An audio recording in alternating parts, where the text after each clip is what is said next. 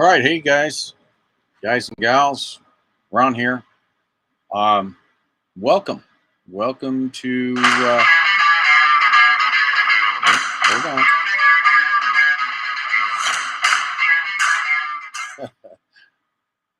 Hey guys, mute this guys and gals. Let's see how we can. We've got our Telegram started up on me, and I need to see how I can. I have to be able to mute that and do this from the same computer. So first time I've streamed actually to Telegram. So give me just a quick second because we are streaming over on Telegram right now. So we'll have to kind of wing it at the moment, see what we've got.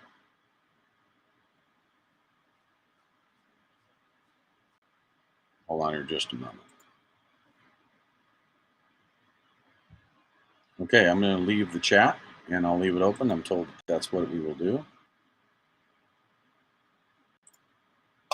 There we go. There we go. All right. So that should take care of the issue. So we are now streaming on 2, 3, 4 YouTube channels, Rumble, Cloud Hub, Telegram, Facebook, 2 Facebooks, maybe more, and we have got we got some things happening here. We have a little change of direction. I had said that I was going to delete this video afterwards. Not going to do that, but towards the end of the video, there will be a change up. There's going to be a panel, first and foremost. We are going to have Mona Miller in the panel. A lot of you know Mona from The Convoy. Also, there will be singer and songwriter Steve Spurgeon will be joining us. And also, Laura Lynn Tyler Thompson from Canada will be joining us on the panel. And we will be moving, not moving, but we will be turning off after a short bit of panel, and we're going to move on to shutting down the YouTube, Facebook, and Twitter feeds, and we will only be going on Rumble, Cloud Hub, and the Telegram. And so we can post the Telegram link up in the chat. We can post the Rumble up in the chat, which we will do. And we'll also post the Cloud Hub for those of you that would like to see that on Cloud Hub, so that you could continue, because we will definitely have conversation that would simply have the powers to be shutting down the channel, let alone taking the video out of whack. So already been there once. Our friend Tom, GWT333, is currently under a 7-day suspension from YouTube. So it's easy to do. You know, they just don't like free speech. So that's the way that's going to go. So that's going to be the panel. So tonight, I am going to push the limits. I'm going to push the limits of YouTube, Facebook, and Twitter, and go as close as I can to what my beliefs are happening. And then I'll bring in the panel once the panel arrives, and we'll have some conversation with the panel. I've already got Mona is in the green room, so as soon as I'm done, we may bring Mona in. And as Steve comes in, now Steve wrote the theme song for The Walk, Wake Up in the USA. He also wrote Let's Save America. And so a little bit of housekeeping here. This is my stream, and it is open for chat. Although my walk is a free freedom of choice, First Amendment walk, that does not mean that I will condone individuals coming into the chat being disrespectful. If they're disrespectful or trying to create chaos, the moderators are willing and able to take them right out. So why do we have that? We have that because, in my mind, individuals don't know how to do anything else. And so all they know is to create chaos. Why does a hacker hack? Why does a 13, 14-year-old hacker hack a computer system? Okay, we don't know. So we're going to do this peacefully. I started out with the People's Convoy. I left my home on February 21st, and I drove from Reno, Nevada to Adelanto, California, where I met a few individuals on the first night, and on the second day, on the 22nd, I met wonderful, wonderful people that did not and were not part of the convoy. They were there meeting with us. And so, thank you, Gypsy. Appreciate you. Yeah. So, that recap, 87 days, absolutely the most moving, life-changing events I've ever had. But that wasn't the beginning. That absolutely wasn't the beginning for me. I've been studying the Constitution for more than a decade. And just a moment. Stop it. Being a little rambunctious down here. So the issues that we've had in the United States. Let me be perfectly clear right now. We have got a large amount of the United States of America are considered Trumpers. Keyword, Trumpers. I have had people tell me after the 2016 election that I had my head stuck up Trump's ass. Really? What about the 5 years before that he even came down that escalator that I was telling you the exact same things that are wrong with this country? They don't count. They only count when Mr. Trump come down those escalators, when he came down that escalator. So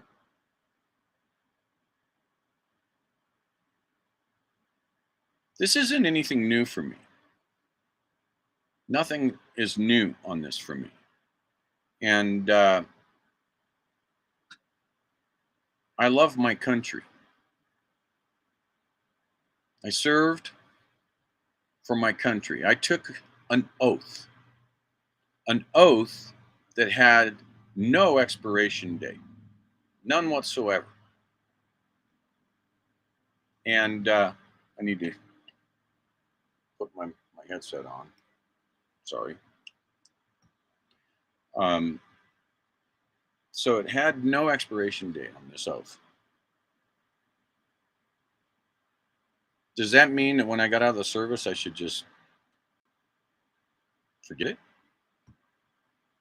We're in a constitutional crisis in this country.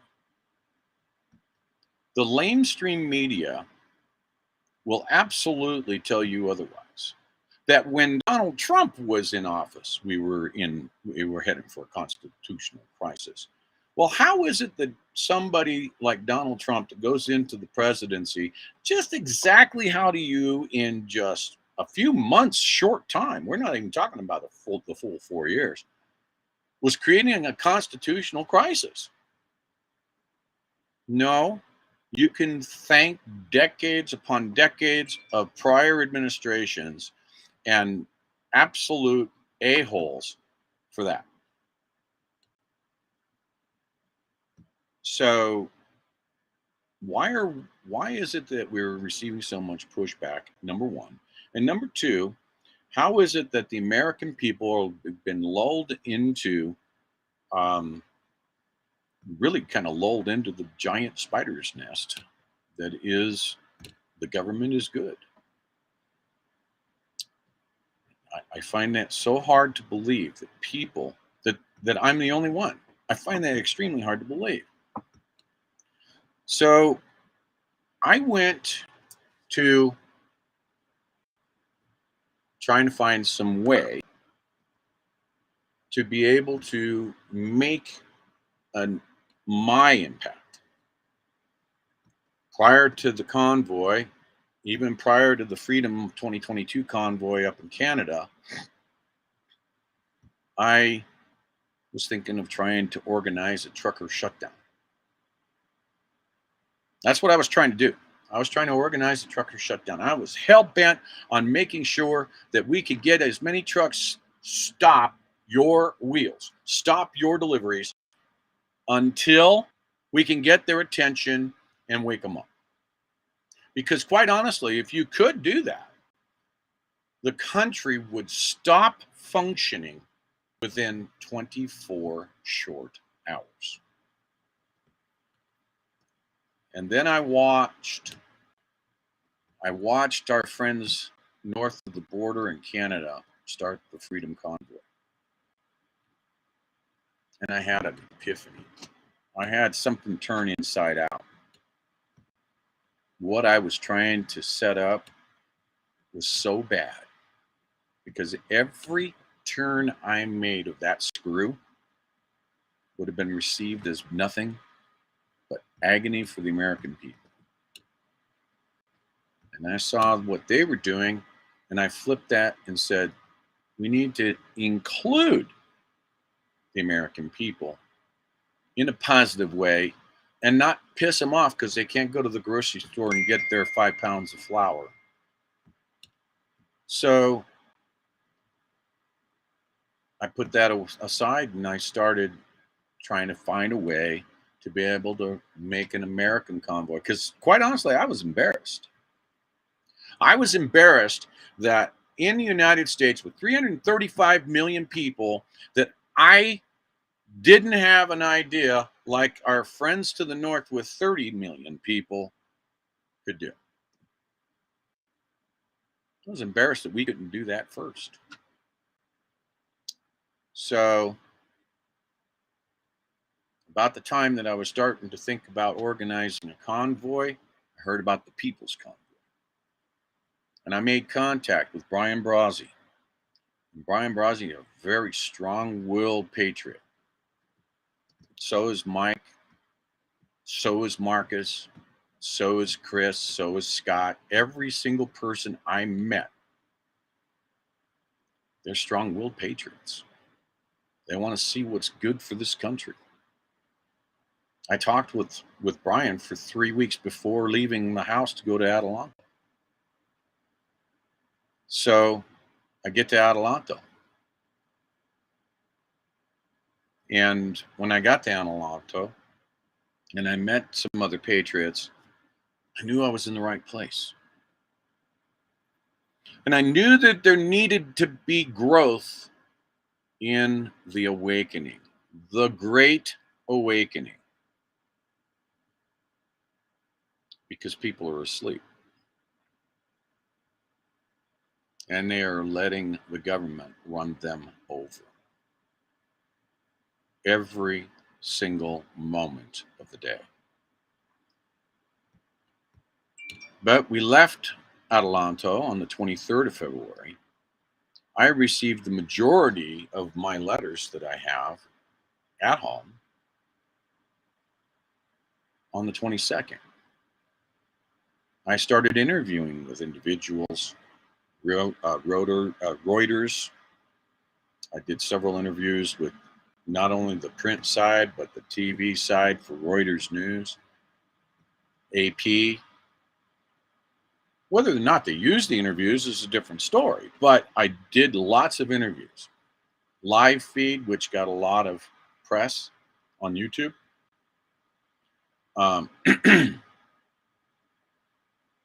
And I started building this fire even bigger inside of me. And when I started building it up, it turned into an inferno as I started moving my truck with the convoy eastward. And by the time I got to exit 9 in Arizona, and I saw all those people between Needles, California and exit 9, Arizona, where you couldn't have fit another person on a bridge, I thought, this is it. This is the main event. This is how we get people's attention and get them activated, involved. This is it. And I'm betting there wasn't a dozen bridges going all the way over into Hagerstown that didn't have full bridges. All the way. 2,700 miles. And we get to Hagerstown. And we have a delegation, including myself, going to DC, going on the Hill, meeting with senators, meeting with congressmen, having conversations. And in those conversations, I had asked, what was it going to take to get the changes made so that our Constitution could finally start to heal itself? And you know, that day I met with 7 lawmakers. There wasn't a single lawmaker that didn't say the following. They did say the following: you need the people. And that stuck in my head. You need people. And then I started realizing that since the very first day of the United States of America's calendar, the people have never come to the position in a rising fashion to let the government know they're screwing up. There's been little groups about instant little problems. Okay, we've got this about abortion. We've got this about freedom of choice for XYZ. We've got Veterans Affairs. And oh, by the way, I've got some real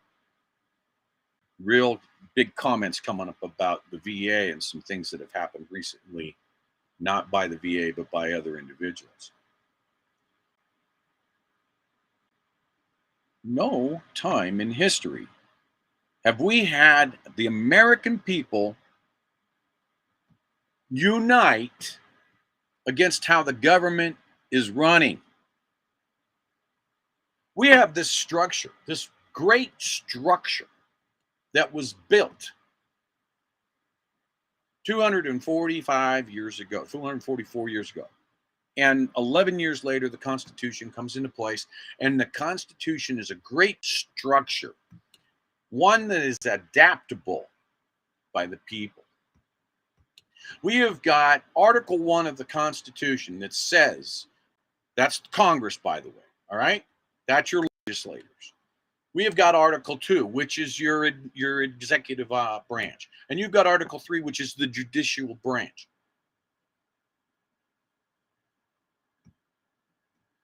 Great structure. But we have a poison within it. We have cancer inside the structure. Inside the structure to the point where it needs to be cleaned out. Keep the structure, remove the poison. We have got in print the tools to do that. But never in history has the people stood up as a whole to say, guess what? You know that little thing called the Declaration of Independence? We're invoking it. We're invoking it on you. Now, I'm a military guy, so I look at things strategically for a given movement. And that is when you go to the website, graywolfwalk.com, what do you see? You see two objectives. One, end the state of emergency for COVID-19. Now, for you idiots, and I'm going to call you that because that's exactly what you are. You come in here, you act like an eagle flying in, squawk shit, and fly away. Drop your little comments out here about how, well, now that the mandates are all over, why don't you talk about something else? Really? You didn't watch 1 minute of my videos. Not one. How about you go to the website and you read the website? Because my movement has zero to do with mandates. There you go. That's what we're dealing with. We have got all kinds that make this country run. I get that. Freedom of choice. But don't come in here and pile off or spew your crap when you haven't even done your research. You know what? You don't do no research. Probably sitting there turning on CNN, MSNBC, ABC, CBS, all of those guys and going, oh my God, there's the truth. It's not the freaking truth. Not one iota. Do some freaking research on your own. And oh, by the way, the fact checkers can't be the very same people like the New York Times. They're the fact checkers? How can they be the fact checkers when they're part of the problem? So, common sense, people. We're in a land of common sense. If you don't have common sense, you're part of the problem. If all you're doing is throwing on that mask and walking over to the grocery store, oh my God, oh my God, oh my God, stay away from me, stay away from me. They have really scared the hell out of you, haven't they? And that's what I've seen. I've seen that recently coming through Colorado. I've seen a whole bunch of people still wearing their masks. I've seen a whole bunch of them that are actually wearing their masks, and they'll get right up to you shoulder to shoulder. Hell, they'll try and kiss you through the mask. It's like, what are you doing? Because they're so scared because the government told them to be that way. Government told them to be that way, so do it. I've had people tell me, well, you know, the mask mandate's down. Why are you still doing this? Will you ever hear of lulling? They're lulling you into believing that everything's fine. If the emergency is over, if the pandemic, is over, why do we still have an active state of emergency? A state of emergency that is allowing our government, by virtue of orders from the resident, to mandate other items. We're a country of laws, not a country of mandates. When's the last time an officer pulled you over for speeding and said you broke the mandate? It doesn't happen that way. We have a country of laws, the United States of America. You want to do something, do it right. The legislative powers. When you can't get a law to pass, it's because it didn't belong. So you're going to make a mandate and then trick everybody into believing that it is law? Wake up. Wake up. Mask mandates was just one teeny little piece of the reasoning behind what we were doing when we left California. Mandates for the vaccine mandate, another reason. Okay, now we see some people talking about dropping the mandate. Well, why do you still have the state of emergency? Well, tie it together. Because you have a state of emergency in place, then you can still have big pharma using emergency use authorizations. Don't be fooled. Don't be fooled. They're all running under an emergency use authorization. It's point blank. How many billions, not millions, billions of dollars is being shuttled out to other interests than the big pharma? You know what really gets me? When a person comes up to me and says, I lost my train on that one. I lost the train of thought. I will come back to me. But, the big pharma, oh, I know what it was. Person comes up to me and said, well, did you get your jab? I'm not even going to use that V word. Well, no. Well, it's free. You really are out there if you think it's free. Where do you think that money's coming from? For the big pharma. When the big pharma is posting billions of dollars in profit. State of emergency. State of emergency. What about Title 42 down on the southern border? What about Title 42? Are they ever really going to keep it from expiring? Or are they just going to let us have all the polio and the yellow fever and all that garbage coming in? Just go ahead. Come on in. We eradicated a lot of the diseases that are trying to come across the southern border. But Title 42 forces them to at least look. Yeah, let's just open it up. Let it all come through. Sat here and heard this morning about New York. You got a real big problem up there in New York. Huge problem in New York. You better get together, New York, because now they're talking about setting up tent cities for the migrants in New York. Now, 3 years ago, tent cities were absolutely cruel and inhumane on the southern border. But they want to spend your millions of dollars building it up there. Again, wake up. If you want to spend all that money in New York, how about you put that money down there? Right? Why don't you stop at I'm a root cause analysis guy. I came out of the data industry, okay? I retired 23 years in the data industry. You really want to fix a problem, you go to the root of the problem. You don't sit there and band-aid. If a patient has cancer, you find the cancer, you cut it out if you can, but you don't put a band-aid over the boo-boo. Wake up.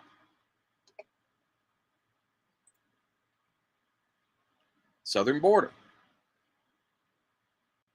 Nuremberg trials of 1947, Nuremberg 2.0. The right to decide based on informed consent what you take. You ever seen one of those big pharmas when you go to the drugstore and you ask the pharmacist to take one of those new jab kits, open it up and take the critical sheet pamphlet out? You know what's written on it? Blank. They don't have to tell you what the side effects are. In fact, now some of the side effects. What about? Well, we had SIDS, back in the 70s and 80s. We had SIDS. It's terrible. It really is terrible. But now a new norm: sudden adult death syndrome, SADS. All of a sudden, should we maybe look into something like that? Maybe we should look into exactly why it is that we have SADS on top of SIDS. And I'll let you guess. I'll let you take a guess as to what SADS, people that are dying from SADS, have done.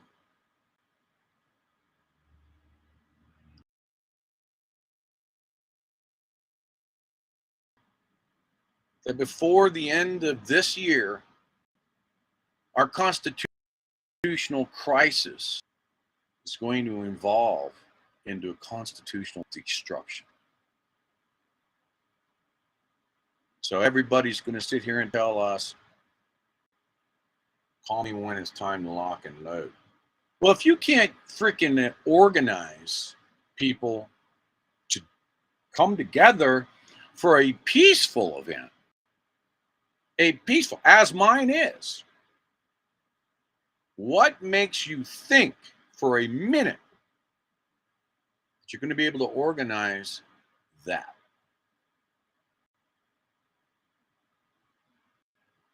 I'm pissed off about it. Revolution. Oh, I hear the word revolution. Well, I say resolution before revolution. Thank you, Texas girl. I appreciate you.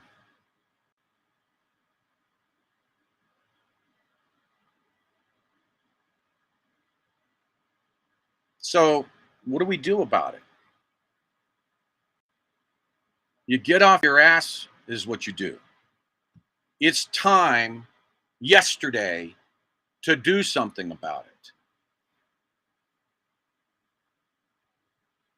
I talked a little bit about it last night. When I left my home on the 21st of February, I had not one, but I had two businesses. And now I've got nothing. I haven't paid my credit cards in over 4 months. I'm looking at potential bankruptcy here. Or even worse yet, having to sell my home.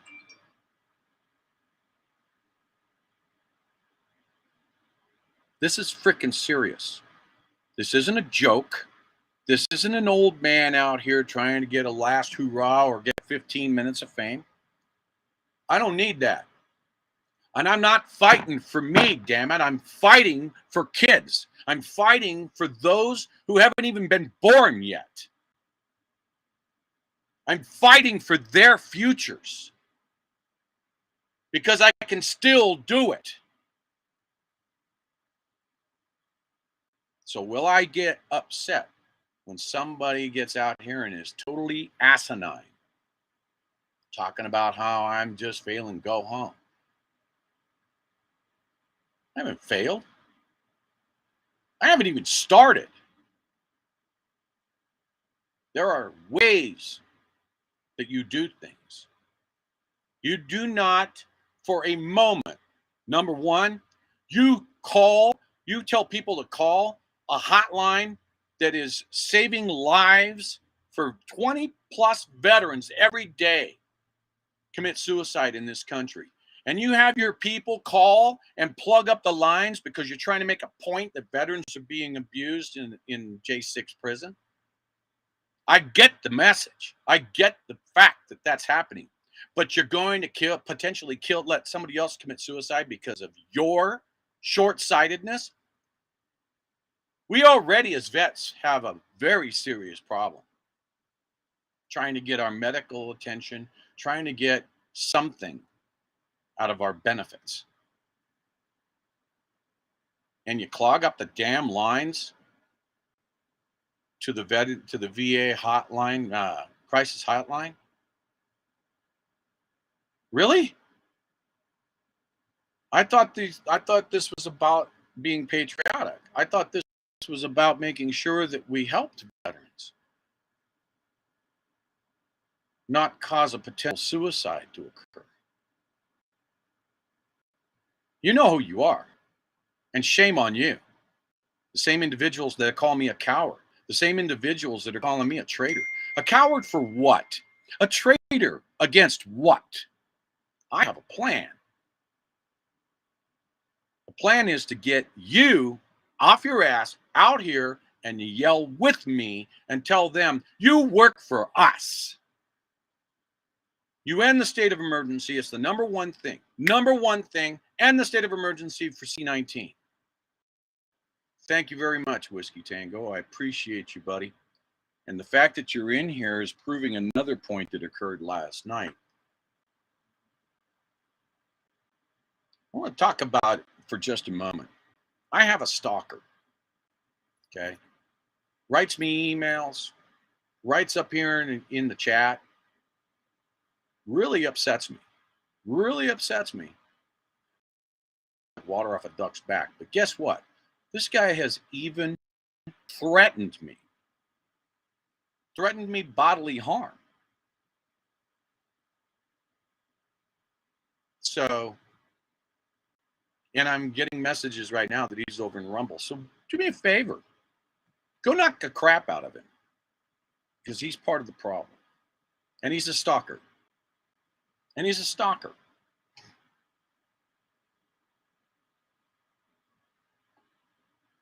Please don't make me dox you. Please don't do that. Gypsy ain't going nowhere. Gypsy ain't going nowhere. I just wanted to make sure I stated that because I know where you were going. Whiskey Tango did not leave because he figured out that Grey Wolf's a liar. A liar about what? A liar that I had said in the beginning that we will adapt this walk as necessary coming across. Does it make any sense to anybody for me to walk across 100 miles of desert in 100 degrees if that was the case, and it was the case a bit, where there's nobody? For a movement that is supposed to be about making people aware of what we have to do to save our country, you know what? Our country's getting ready to flush down the toilet. We're looking at potential World War III. Okay? We've got other countries get it, but we don't. We have other countries that are in the process right now of having almost to the point of hundreds and hundreds of thousands of people walking on the streets. They get it. Their people get it. Their freedoms are under attack. Where's the United States? People, Resident Biden was placed, as far as I'm concerned. I've seen enough data that proves that. But you know what? The narrative is it was free and fair. Fine, let it go by that narrative. Believe what you want to believe. So I got to be careful because I'm not going to be deleting this.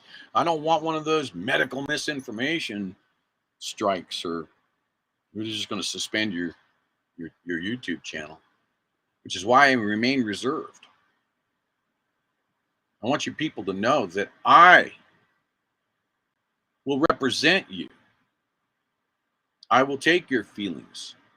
I will take your hugs. I will take your concerns and your tears to those in DC that it needs to be put on their desks. What is the most important thing to us right now? End that damn state of emergency. Get rid of it. Get rid of the state of emergency. This movement has nothing to do about the mandates that were. Oh no, by the way, it could flip a switch back on tomorrow. That was one topic we had in the convoy. We were talking about, you know what? The mask mandates could be down today, but what stops them from saying, here's your token there, TPC. Turn around and go home in your trucks, and then 2 days later, they turn it back on. Because the state of emergency is still there. The money funneling is still there. The big time, billions and billions of dollars is still there. To this day, the emergency orders, the emergency use authorizations for big pharma, still there. This is big. This is big, and it's bad. We are ready to lose our country. Everybody thinks that voting is going to fix the problem.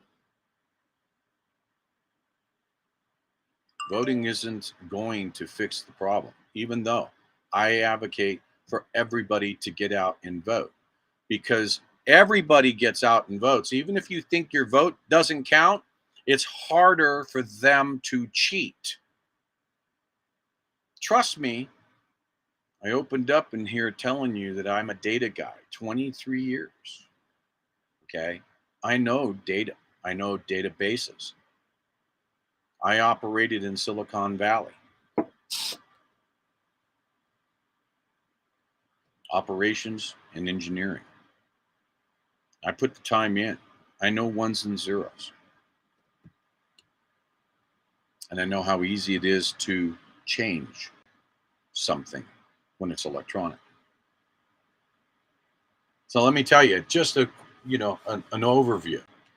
If you don't know what a singularity database construct is, you can use something like MySQL or SQL as something to look at. It's a database. Holds those ones and zeros. And let me tell you another thing. When it comes to an election, a vote is only an addition to the database, not a removal. Okay? Votes don't go down, votes go up. Point blank. Whenever you have anything that is attached to Bill Gates, run. Bill Gates operating system. I'm on a Mac. I don't own, well, I do own, but it's turned off and sitting at home just in case I need it, a Bill Gates operating system machine. Okay. Bill Gates is the biggest problem we have when it comes to this crap. You get a Bill Gates operating system voting machine and you don't think you think that it's secure? Really? Seriously? If you believe that, call me. I have a bridge to sell you for $2 in Brooklyn. It's serious. We have got serious problems. They're cheating. We know they're cheating. They do it all the time. The old days before electronics, they used to do ballot stuffing. At least then it was controllable by putting monitors in place. You could control the majority of the cheating. Now it's invisible. It's an invisible thing. But we got to do it on a grandiose scale. So let's put $480 million into a freaking box and let people drop it. Oh, by the way, they're unconstitutional now in 5 states. The Constitution, Article 2, Section 1 of the Constitution and 12th Amendment of the Constitution says that the state legislators make changes to the voting laws. Not your governors, not your Secretary of States, and certainly not your Supreme Courts of the state. No, the legislatures do. So if you've had 5 states that did not have legislators' approval to the voting laws changed, then how can they be constitutional?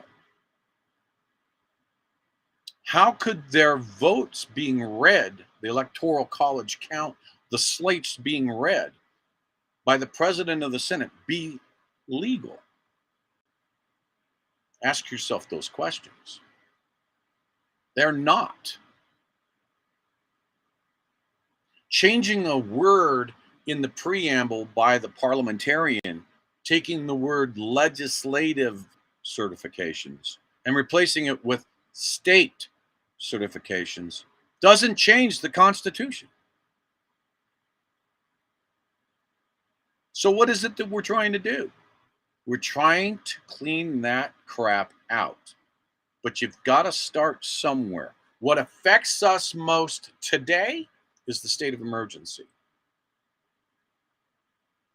They can hold our constitutional rights at bay with this state of emergency, people. The Declaration is bogus. It's abusive to the Emergencies Act. They're abusing it. We absolutely need to get that ended. We need to make sure that we have got an amendment to the act or replace the act completely so that it can never be used in this fashion ever again to attack yours and mine constitutions, our Constitution. So we need to go after them. I want to see everybody that comes out here start calling. Well, you should have started when I was telling you to do this back in Hagerstown. Call your representatives 2 or even 3 times a day and let them know that you want a petition on SJ Res 38 that sits in D.C. It's already been passed in the Senate. It's already been passed. It stops the state of emergency, and it has the verbiage to stop them from ever doing it again. Oh, the resident Joe has already said he'll veto it. Yeah, I get that. Does that mean we should all pack up our little toys and our sandbox and go home? Really? Did anybody ever say this was going to be easy? I told you a few minutes ago, I've given up everything. I'm giving it all up to be out here. Put up with those idiots. The stalkers. To try and do something. And I'm still forging on. Have I jumped across areas where there's no people living? Yes. Does it make sense to anybody else to spend a week or 8 days out in the desert, walking across the desert or walking across someplace else and not talk to a single person? Does it make sense to you? It didn't to me either, which is why I jumped in between the cities. I had a conversation with Sasnak yesterday saying, this makes more sense because I can suck up that time and we can make the community walking. So let's get it. Where my frustration is that I'm not getting people calling other people and saying, there's this guy that's doing these walks. He's got your freedom. Is what he's fighting for. But I can't do it alone. I can't. I get to DC and I don't have anybody with me. I may as well just turn around and head on home. If people are that freaking ignorant that they don't think that they can make a difference just by showing up in mass and showing those assholes on the mainstream media that there is something to report here and putting your voice on the line and saying, I'm here, I'm accounted for. Guess what? You work for us. I cannot believe that that would happen. I really can't believe that I would be the only one getting there. I really can't. So I'm thinking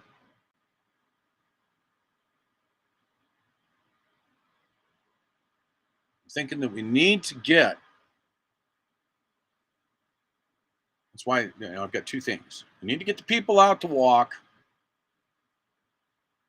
I don't care if it's a mile, really. Walk a mile or walk a while. I really don't care. All right.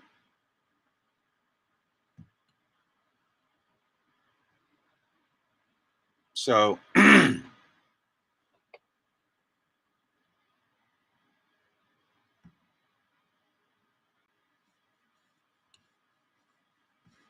the Pony Express thing, it does mean a lot to me. It means a lot to me. I put up the other night, I put a recovered video that I put together. I put up me reading some postcards and letters and such. It was pretty damn emotional.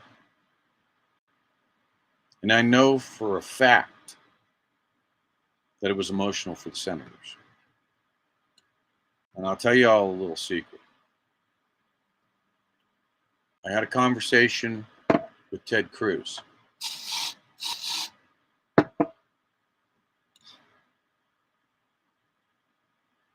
lot of why I'm out here doing this is from what he told me. A few simple, short words.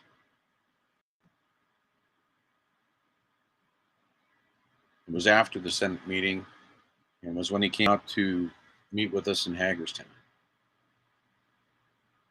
And he's shaking my hand, and he says, keep up the fight, Ron.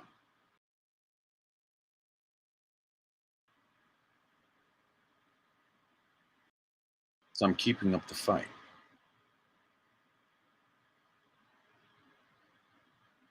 That's what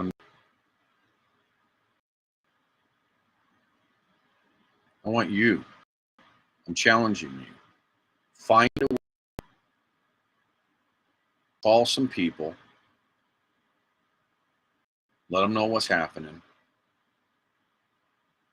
Tomorrow morning, 10 a.m., here in Sterling at the Walmart parking lot. I want to meet as many people as I can. We were going to walk today, but something occurred. Another walk. And at first I had the idea that, maybe I'll walk with them. And it's a walk for addiction. The walk for people that have addictions, and to understand that people have addictions and that they need support. So I met with the person that was the co-organizer, and I said, I've had addiction that I've dealt with for many, many years. I myself, every single day for a solid year, went with my ex-wife to AA meetings for a solid year, 12 months, when she told me, no, you don't have to go anymore. Please don't come to this one. Didn't take too long. She was right back out.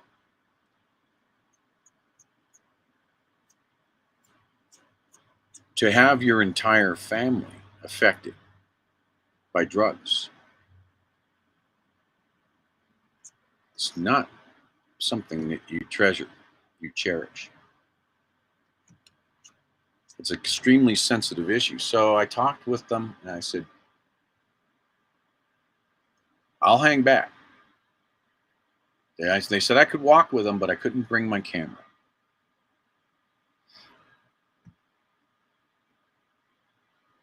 And so I hung back, and Gypsy and I hung back, and we came up here to the RV park where we are for 2 days while we set up 2 days worth of walking around Sterling, Colorado.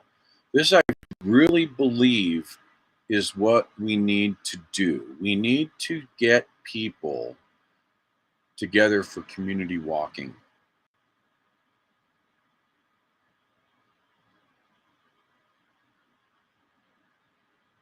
And along the route, as we're going east, we'll bounce in a zipper type of a way to communities where we can drum up community support. But we're going to need some help with that. We need help with that quite honestly, there haven't been a lot of people raising their hands to help. Not enough people. I'm going to ask you a question, guys. Just how do you fight a revolution with one guy? Make no bones about it. This is a cold type of revolution, right? I'm trying to get the people up so that we can make it a peaceful resolution. I get it. Everybody's upset. And I also get it. There are a lot of people asleep at the wheel. But you need to get off the couch while you still have a couch to get up off of. A lot of people don't think that it's as bad as it is. Sasnak and I have had conversations where people have said, where he has said, people aren't hurting enough. That's why you're not seeing anything. They're not feeling the pain enough. Oh, I disagree. I agree with him, but I disagree overall, because what brought him out to the bridges?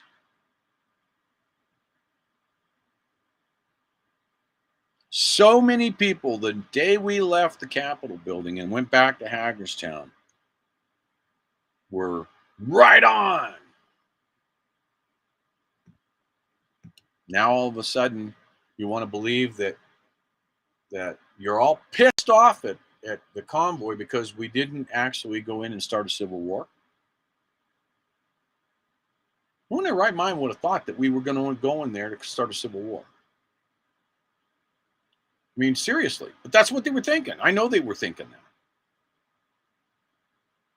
We were there, and we made it perfectly clear even before we left Adelanto that it was a peaceful protest for Americans to receive their freedoms. And we would start, I want you to recognize that word, start, with the ending of the state of emergency. Yeah. I said start. It would mean that there's not a finish there, right? Because that would be the domino number one.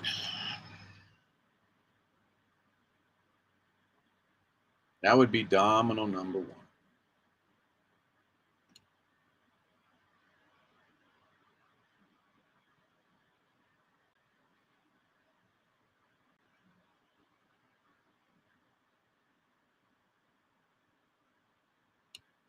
So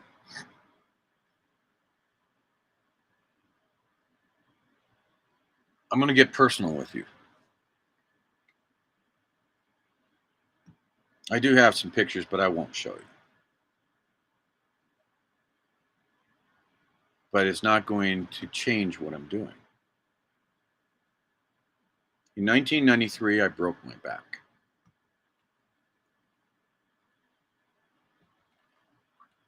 I spent 3.5 months in traction. And then I was medicated for about 7 years after that. I would have still been medicated, but I just decided I'm done. And then I went back to work after I was actually told by the state of California that I should go on permanent disability. Disability that would only pay me about $125 a week. Right. We live on that. No, I continued to work.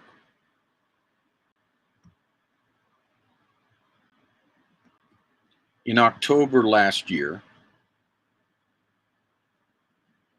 I had a pretty big issue. I had what felt like a cramp in my right side. Lasted about 7 minutes.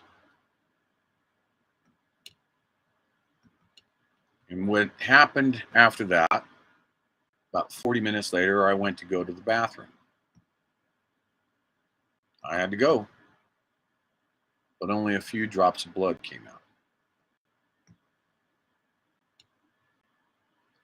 So I went to the ER at the VA. And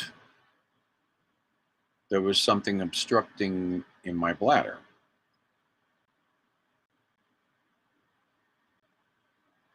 And there was an identifiable mass in my right kidney. Okay, what do we do?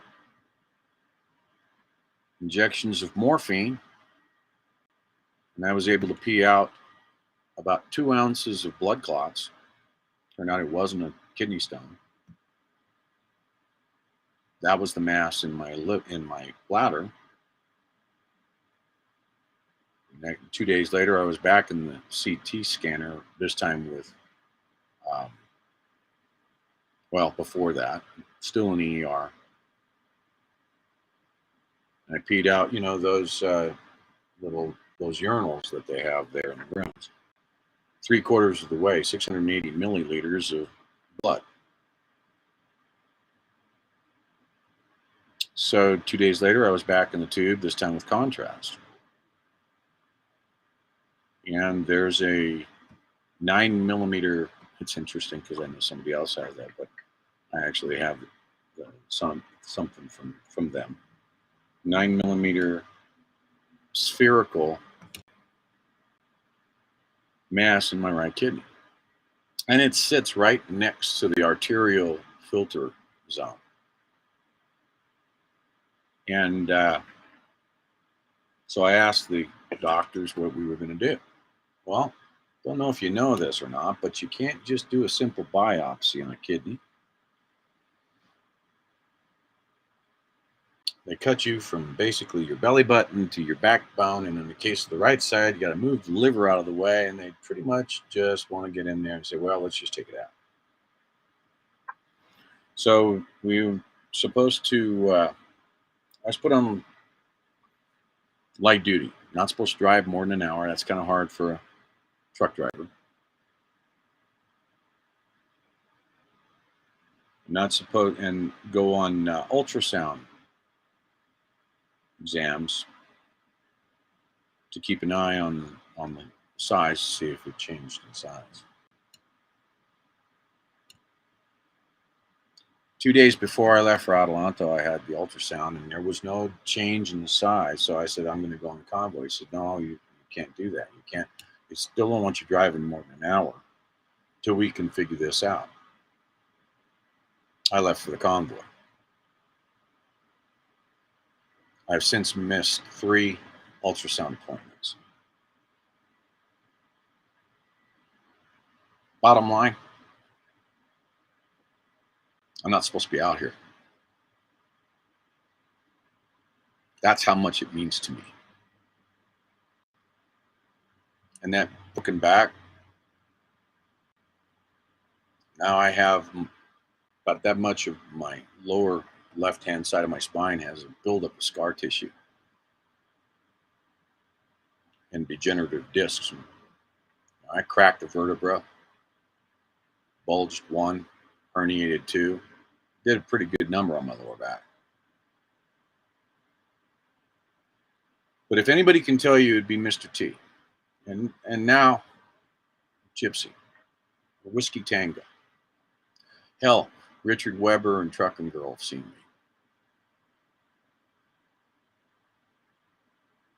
When I put my mind to it,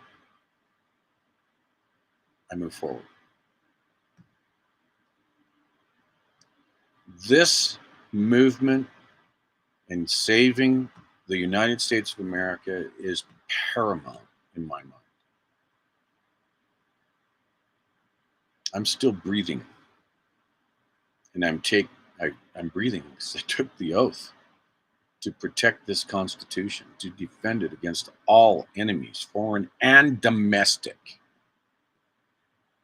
I may not be in active duty, but I'm on active duty. And I just don't get the ignorance of people thinking it's a game. It's not a game. Not a game. It's life and death for those involved.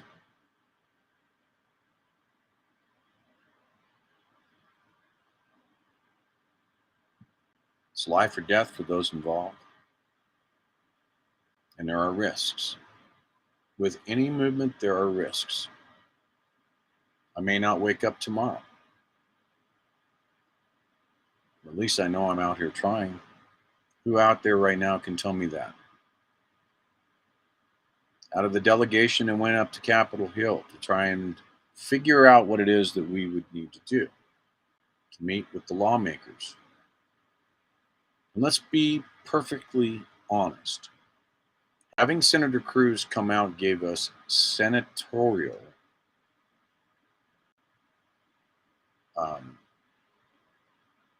just drew a blank for the word, endorsement. So it did. So talk about the medical side of things.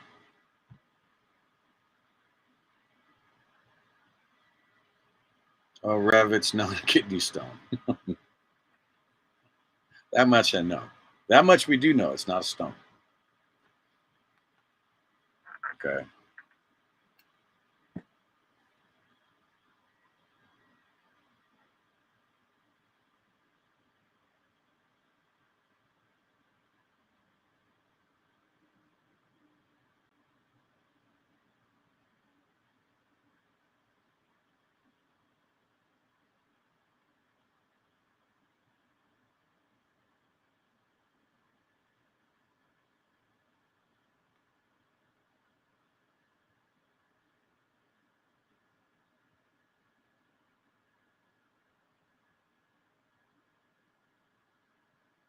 This is a top-down view.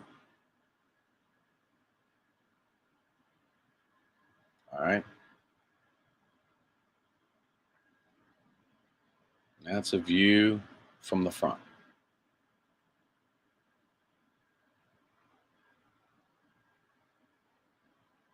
It's not a stump. So, I'm pissed off. I'm pissed off that these jerks in DC and in our states are killing our country. And I sometimes feel like I'm the only one to try and fight for it. So where are you? Why is there no support for this movement? I'm trying to continue what was started with the convoy. The convoy started getting people to be aware of the problems. And I'm trying to continue that, but with a twist. I'm trying to get people to participate in its fix. And I'm not doing that as quickly as it should be done, because quite honestly, we are almost out of time. It's that simple. We're almost out of time, people. In more ways than you know.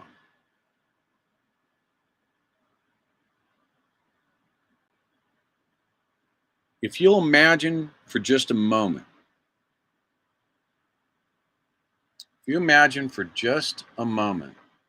how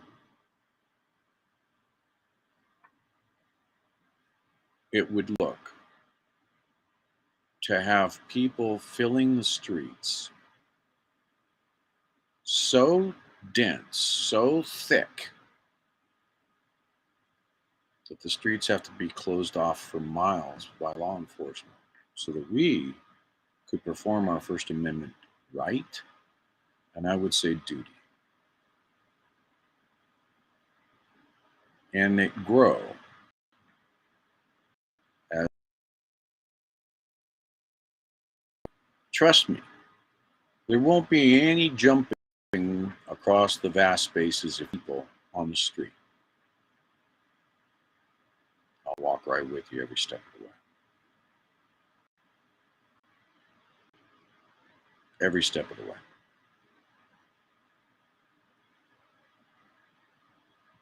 So,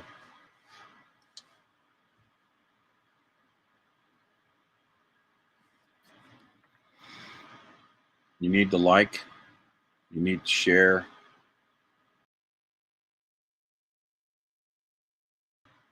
Turn this now into a panel, and I'm going to invite in. Ready?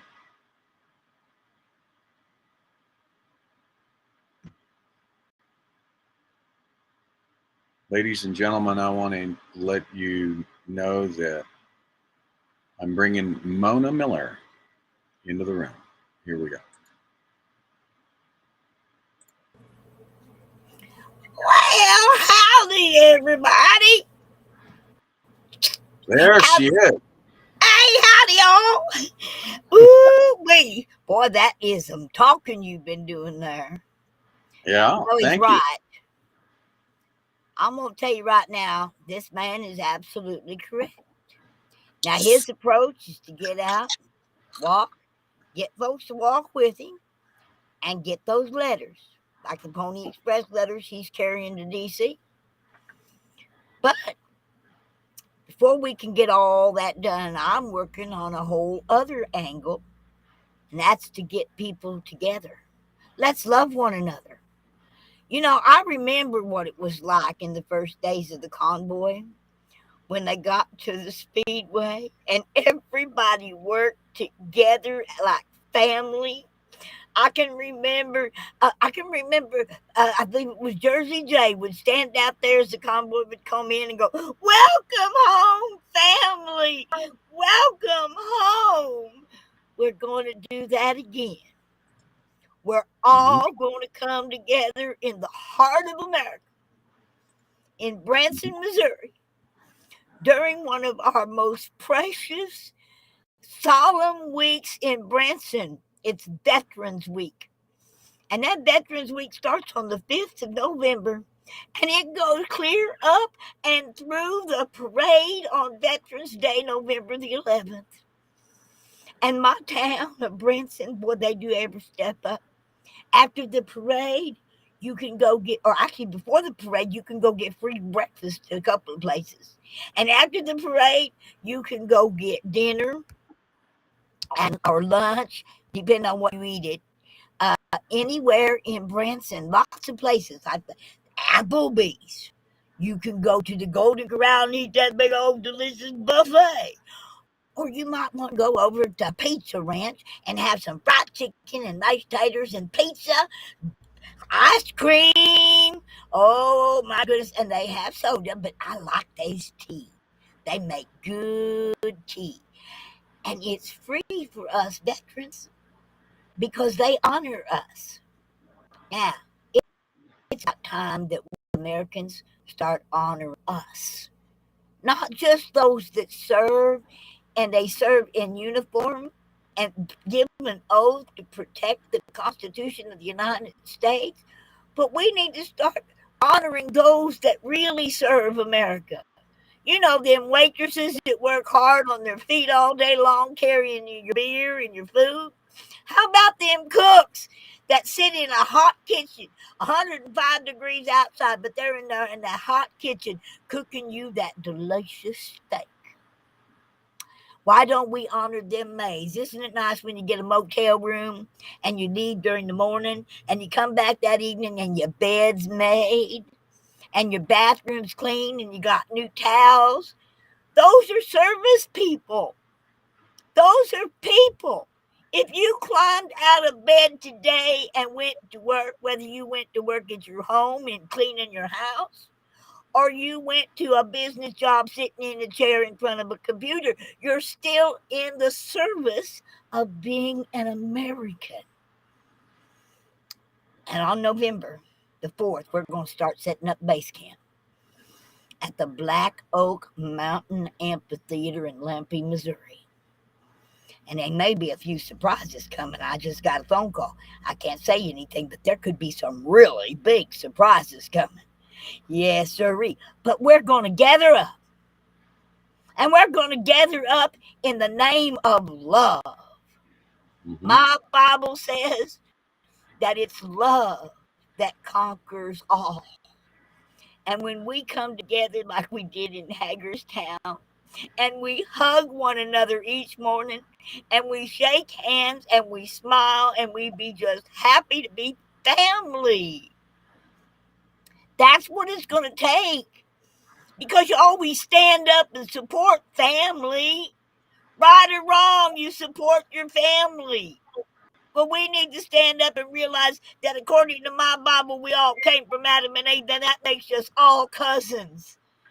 And it's time family got together and just let's get together and then let's decide what we're going to do as a family. Right on. We're going to go up after the convoy and meet Mr. Gray Wolf and walk with him. Are we going to fill the streets of Washington, D.C. like we did during the Tea Party Patriot movement? Or like we did when Martin Luther King marched on D.C.? Are we going to stand up and hold hands and sing our American love songs? Are we going to do that and show folks that, wait a minute, there's more of them than there is of us? Oh, you know it. And you know what? The bosses are going to march on town. The bosses, that's our problem. You know what I've been saying, Ron, about the bosses? You know, I ain't never hired a cook to work in my kitchen that I didn't set them down, take their resume, find out if they knew what they knew, and if they could be capable of making the food I want served to my customers. That's right. You know, and I never once hired a cook and throwed them in the kitchen, and never, don't you ever look at the menu. But that's what we've done with our elected employees. We go to a box. We never interview them. We never go over and really look at their resume. We just Right. see their name and it's familiar because we've been hearing it on the TV all day long for months. And that name sticks in our brain. And we go up there and we mark them and we vote them into office and we never pick up the telephone and even say congratulations. Let alone, hey, now that you're there, here's what I want you to do. I want you to vote against and get rid of the Emergency Powers Act and make sure it never applies to me again because I'm the boss. Right. We got to talk to them like they're employees because that's exactly what they are. You pay them, you hire them, and it's up to you to make sure they do their job and do it right. And when I had a cook that didn't do his job right, you know what I did? I throwed him to the dang curb. And we need to throw some people up there that we've hired for employees that ain't fulfilling their duties. You know, they aren't cleaning up after themselves. They aren't putting everything on the right shelf. They're not cooking it just to the right temperature that we wanted it.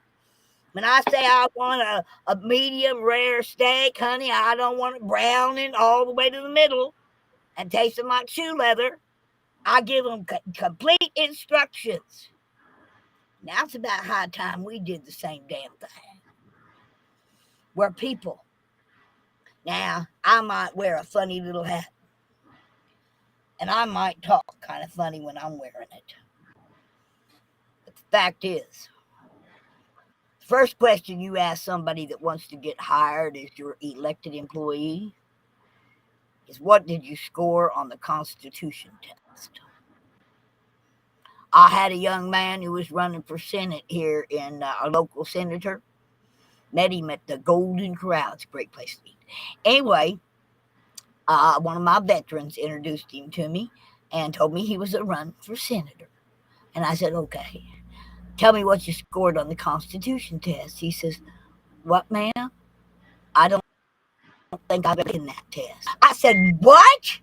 You expect me to vote for you and expect you to put your hand on a Bible and swear to protect something you don't know a damn thing about? Now that's about half crazy. That would make me as stupid as you are.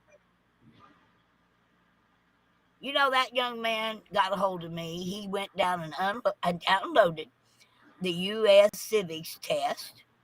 It's different every time you download it. And I told him, I said, you download it and don't you cheat. You keep track of how many you get right and how many you get wrong. And until you can load that test up and pass all 100 questions without a single mistake, then and only then can you really put your hand on a Bible and raise the other one and swear to protect and defend it against all enemies, foreign and domestic. That's the problem with this country. Yeah, I'm going to ask folks in the chat, how many of you folks in school did not get the Constitution test? If you haven't taken the Constitution test, you chime in and say, I haven't. And then you go to Google and you Google uscivicstest.gov. That test is going to pop up. Now they're going to ask you the questions and you're going to answer, and then they're going to tell you immediately whether you was right or wrong on that answer. And they're going to tell you what the right answer is.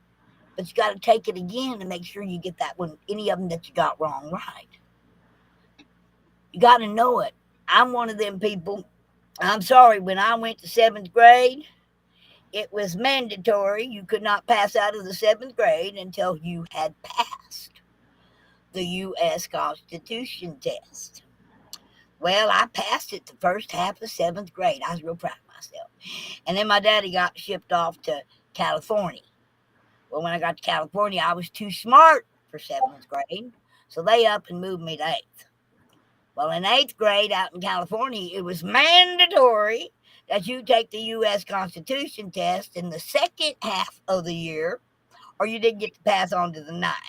So I got to take it for an entire year, from the beginning of 7th grade to the end of 8th grade when I got moved middle of the dang season, okay? And I got interested in it. I found so many things in that was important to my well-being. And I started fighting. Every time I found a cause to fight for that went against the Constitution of the United States, I was there. I may have been a little bit thing, but I was there. I was standing up. And then when I went in the Army, and just like Ron, I never got out of that oath. I took that oath with my whole heart and soul. And I've told people, if I had to make a choice of a constitution and a constitutional republic or my child would be left behind. Period. Nothing's more important than our American freedom. And that comes from the Declaration of Independence, where it's our duty to overthrow a tyrannical government. It's our duty.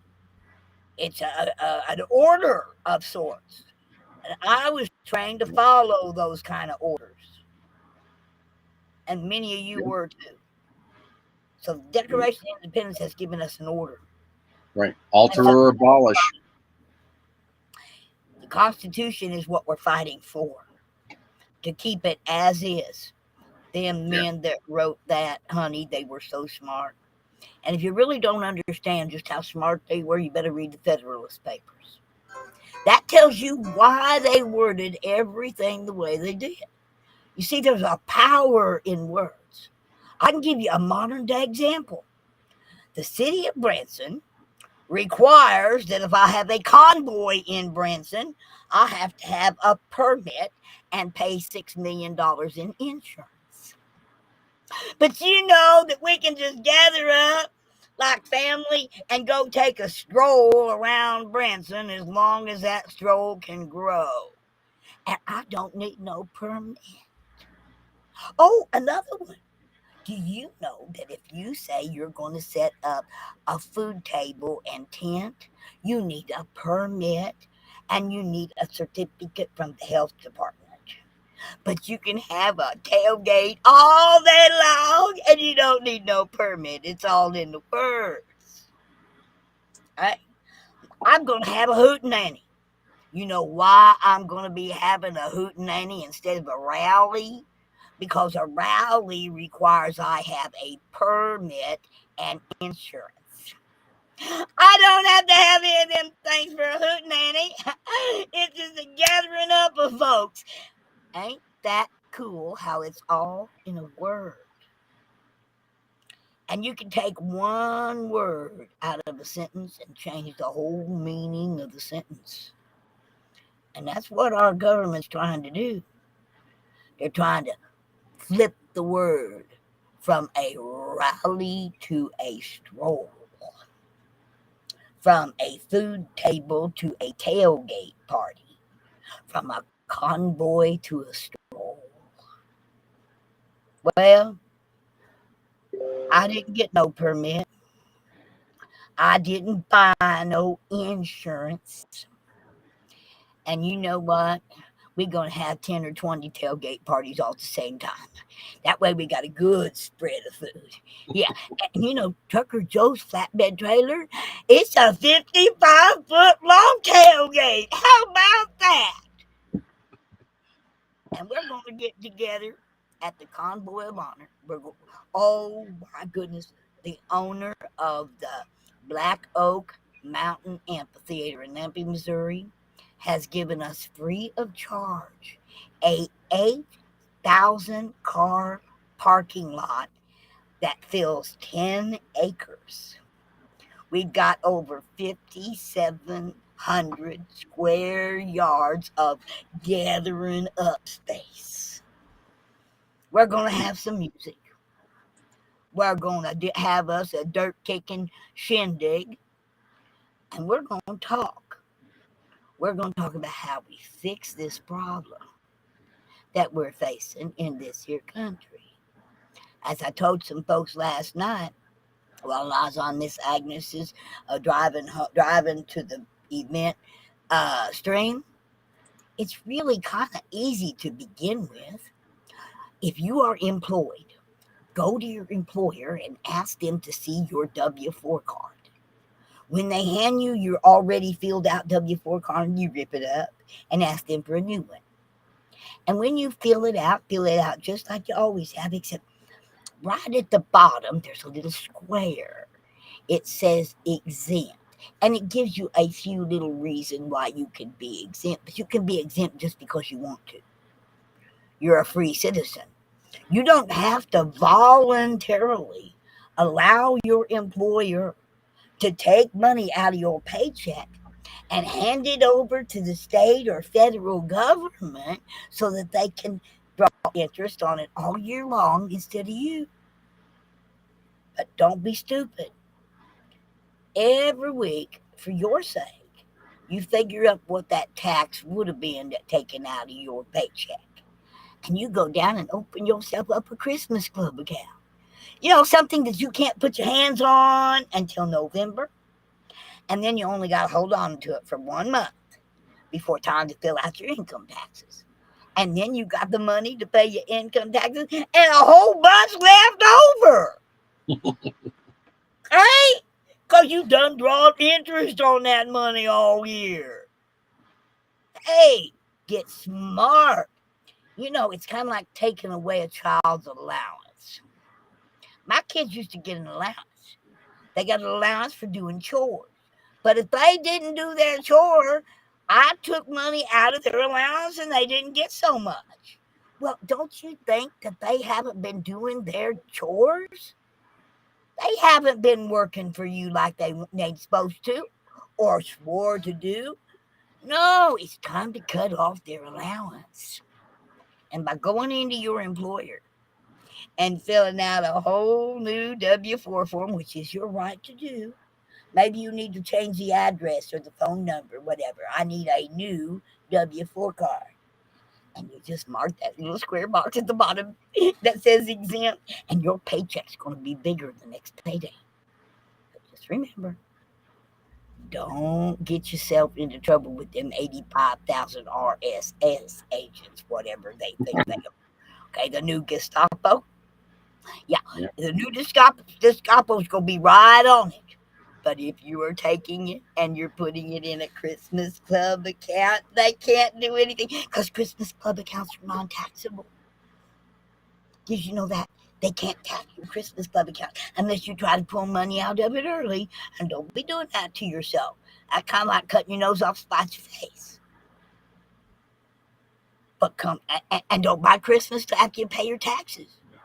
Nobody said you had to have Christmas on the 25th of December. Oh my goodness, it's the date we've chosen. Okay? You can choose to say, well, I'm going to wait till I pay my taxes and we'll have Christmas in February. Around here, we got snow in February, so it makes it more sense to have Christmas in February. Oh my goodness. There is Steve Spurgeon. How are you, sir? How's it going? Doing real good. I'm down here in Hartsville, Tennessee at the American This is one rally crushing the narrative down here with militia and a lot of people I've talked to that you, Mona, in November. So yes. I'm so happy I get to see you. Oh my goodness, I can't wait to put my arms around that beautiful, beautiful ebony body and give it a great big old hug. I can't wait to give you a hug too, Mona. But it's like I didn't realize a lot here, so it's kind of like a little Hagerstown reunion. Oh yes, it's gonna be. I got a feeling. I got a birdie came in my ear a little while ago that it's going to be a lot bigger than I expected. We may have a surprise coming. You know what? Doggies. What I'm discovering about these rallies and have the turnout that militia was hoping for. But Jesus would have, and as long as one heart is changed, it does not matter if there's 10,000, 1,000. When you do what's right in a place where God says, or Jesus, Satan is the prince of this world, and Jesus even describes him as the God of this world. Do the things we're doing, trying to wake America up to not take for granted the freedoms that God has given us. That Satan's going to do everything that he can to discourage us and to hope us. But you know what? The hope is not into saving a nation. It's about saving some souls. Then we're going to save this nation for sure. So I'm so happy to be. It's when we come together, okay, and unite under one word: love.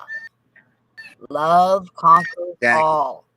And when we can unite and simply love each other for our differences, I don't want to love you because you're like me, or that you think like me, or walk or talk like me. God took so much time to make every leaf on a tree different and every snowflake unique.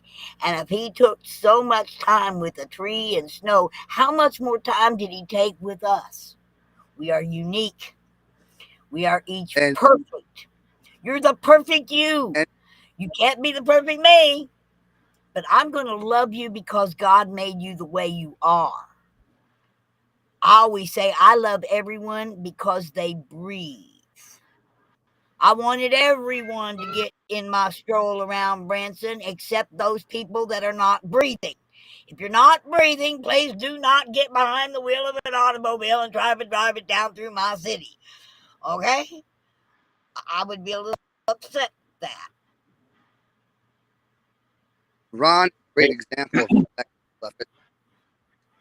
And that love, that sacrificial love, that giving yourself, not because giving yourself because you love people. Ron, as he's walking America, it's not like it's not like anybody's on the side of the road singing his heart. People that God loves, so he loves too. He's doing that for them, and that's up in our own hearts. What can we do? How can we give ourselves for the betterment? They like us or not, and especially if they don't like us. That's real love. When you sacrifice for people who don't care enough about you, that's when God's my I believe that Jesus didn't go into very many synagogues when you read in the Bible, but he did go into the bar. Yeah, he did go hang out with the sinners, because you can't win people over if they all think the same way you do. You can only have compromise and understanding when you're meeting with someone who thinks differently, who believes differently. Those are the people I want to. Okay, if I was talking salvation, I'd be in the local hangout bar, pool hall, talking about salvation. I wouldn't be on a pedestal in front of a church of already saved souls. Right? I gotta go talk to the ones that aren't. Well, you know what?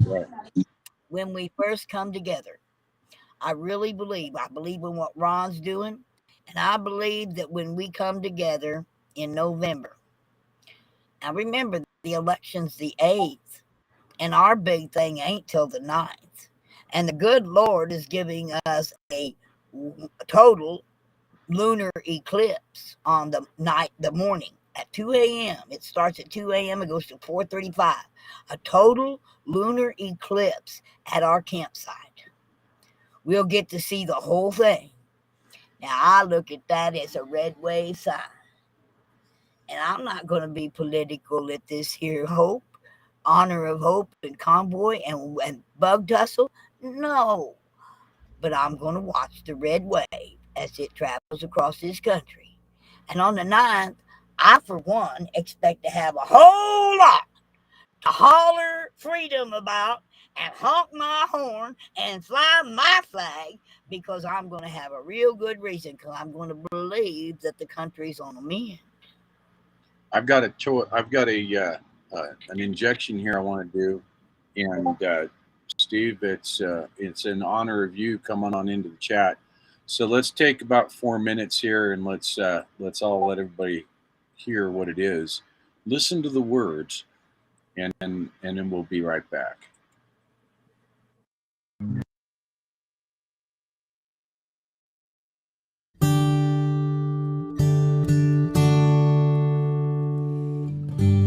There's a cry of freedom sweeping around the world today. And here we have it all, life and liberty. Still we give the dream away. No more can we afford to stand around, set inside our ways. Wake up in the USA.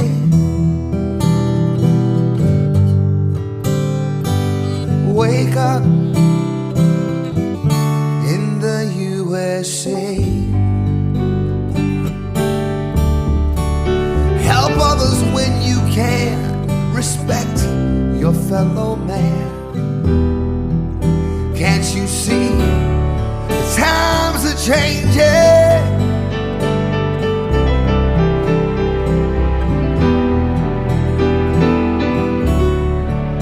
When priorities are wrong, we've got to stand up strong and rearrange them.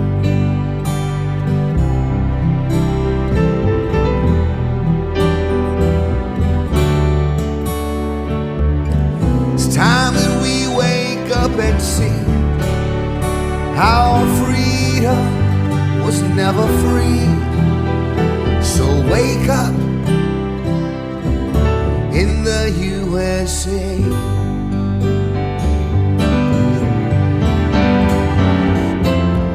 You know what you need to do. Don't give up, you gotta push on through. Quit closing your eyes, pretending that you don't see.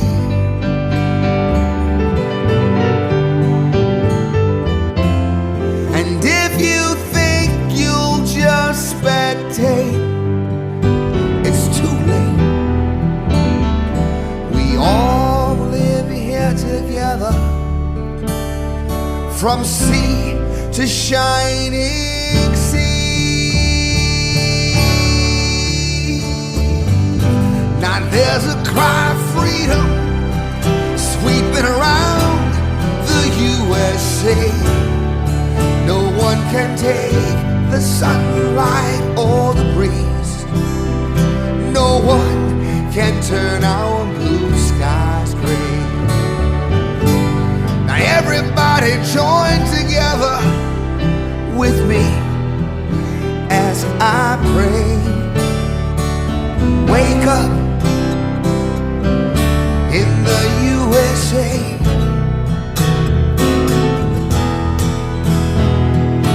Wake up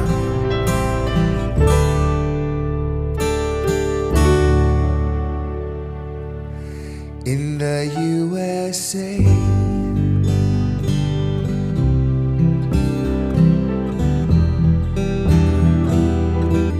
Wake up, you live in the USA.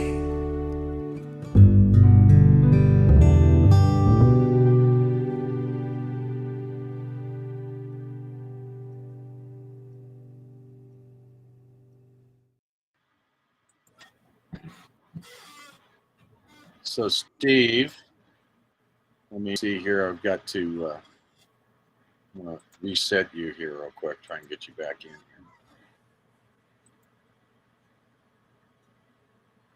Oh, The I love chopping that song. was coming. Can you see Steve's video? No. It's black screen. Yep. All of us are. Well, I've got him set to maximize, but Yeah, he was hearing it choppy. He was texting me, so he's got his guitar on. So I'm guessing that he's about ready to give us something there. So, Oh, that will be great.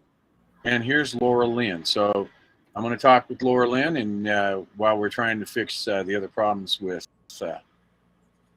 what Steve's doing there.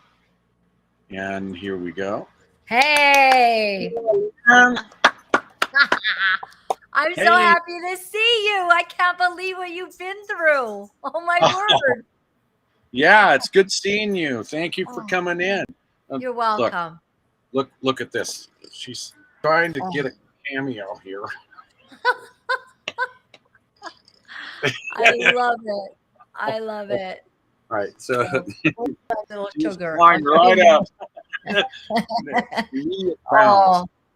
Oh, Wow. Laura Lynn, welcome to the panel. We're having. I'm so proud of you. I'm so proud of you. I bet you're learning so much, and we're trying to get you and James on at the same time. And Toby, my producer, says we've got to get these guys, on together. And then I don't know what's happening. She said she can't get a hold of James, or she's, not getting a hold of you. So we got to sort all that out. Sure. Yeah. Yeah. And I have James. James Number? is doing most of his stuff on Telegram. Yeah. So we can hook all of that up if need be. We have someone who serenaded you during our interview on March 9th. Uh-huh. And it went like so huge, and everybody was watching his music. Yeah. Oh. And but he is in a little bit of a choppy area, so we're going to get him. So you're trying to get him on. Get him back in. Yeah, he was here for a few minutes, and then I played the song that he has made the walk song. He's said that we can use it as the walk song. Yep. And you came in just after it ended. I don't know if you saw it or not. Hey, do you know what? Everybody in your feed, they're saying, "Who's Laura Lynn?" Let me put that on. Yeah. Let's introduce Laura Lynn Tyler Thompson. Laura, I'm gonna let you introduce yourself as to what you do and where you're at and what you stand for. Oh, that's so awesome. So I was the host of the 700 Club Canada, doing a daily broadcast for almost 8 years. And then it kind of came to an end because I started fighting the gender nonsense that was going into our schools, telling little boys they could be a girl and little girls they could be a boy. Well, I thought it was one crazy teacher in Langley, British Columbia, because before any of us heard of it, it was like, what? No one would teach that. That's ridiculous. It's got to be some nut. Let's shut it down. And all of a sudden, it was going from our province in British Columbia and Canada all the way across. And then, so I had a national broadcast job. And then they basically said, we just want to teach people about Jesus. We don't really want to be activists. And I'm like, well, I don't think I'm being an activist. I'm just exposing the evil works of darkness. Aren't we supposed to do that? So it was actually, in hindsight, the Lord's doing. So I don't blame anyone at all. I believe that God wanted me to be free to be able to speak on anything that I want.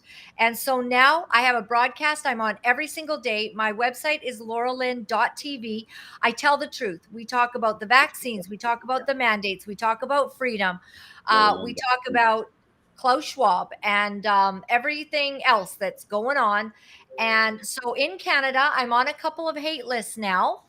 And I don't know why, because I'm not hateful at all. I actually love people and I love their identities. And I believe that God created us.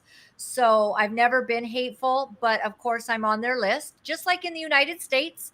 So I was on the Truckers Freedom Rally in Canada. And I started at the very beginning, Delta, British Columbia, about 20 minutes from my house. I was there from the beginning until the last. And in fact, everyone had cleared all of the streets in Ottawa. after the Truckers Freedom Convoy 2022 before I left. And I reported there on it. I was on Joni's show giving some updates on that. And I just loved it. They told so many lies about us in Canada, just like they've done in the United States, just like they've lied about everyone who knows what we're fighting for. And we are just seeing a tyranny come into Canada. For 8 months, we weren't allowed, as you know, the unvaccinated, to go to restaurants and things like that. So I fought really hard against that, and I refuse to be silent. I'm fighting now for my children and my grandchildren. I'm fighting strong because I think we're in a lot of trouble. I think we're about to see the evil exposed so greatly that we'll even be in shock at it.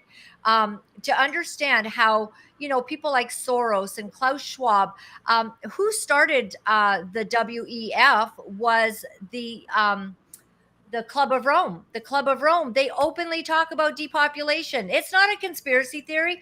I have the videos. I play the videos. I go on tour. I show their videos. I try to turn every conspiracy theorist into a truth teller so that people will begin to wake up as to what they're doing. And one of the UN Agenda 2030 goals is to vaccinate, to have this climate alarmism, to force people, you know, into losing their bodily autonomy. I'm not down with it at all.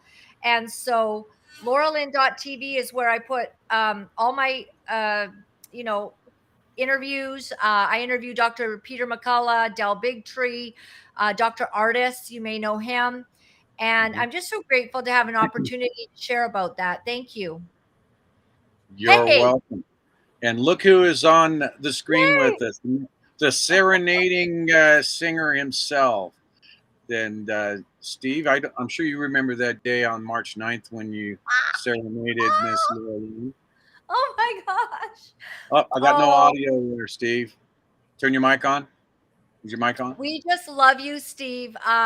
Steve, just so the audience understands, so I'm doing a live stream. I had thousands of viewers that day, and they're all watching me down with the U.S. Truckers, and you were there. And then I turned. I think we were doing an interview, right? Yeah, you and I were interviewing. Yes. Yeah, talking in the kitchen. And I didn't know Steve could sing. I didn't know he was some kind of superstar. And I turn around and then he sings "Oh Canada," our national anthem. Well, I mean, then I'm crying. And then he continues to sing. And it was like a star was born, you know? And we just fell in love with him. So my husband and I met him for a lunch, you know, after that down in, was that in Florida?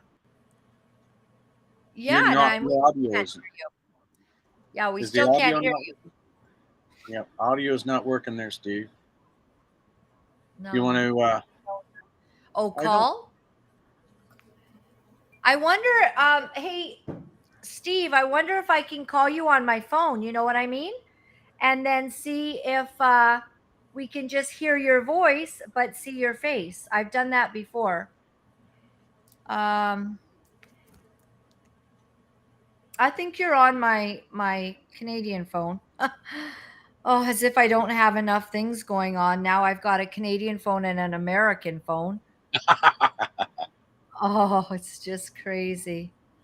Okay. Oh, here it is. Here it is. So I wonder if okay, Steve, I'm going to try to call you. But then of course that might knock off your phone, right? We don't know. We'll see here. Yeah. His audio isn't coming through. I don't see anything wrong that would be on our end. So yeah. So I'm calling you, Steve. Yeah. Can you hear me, Steve? Can you hear me, Steve? Yeah, you can hear me. Yeah, well, we're not getting audio from you. Is it possible that your Bluetooth has taken over? Or? Oh yeah, that could be it. Hey, Steve. Laura? Yeah. I can hear you.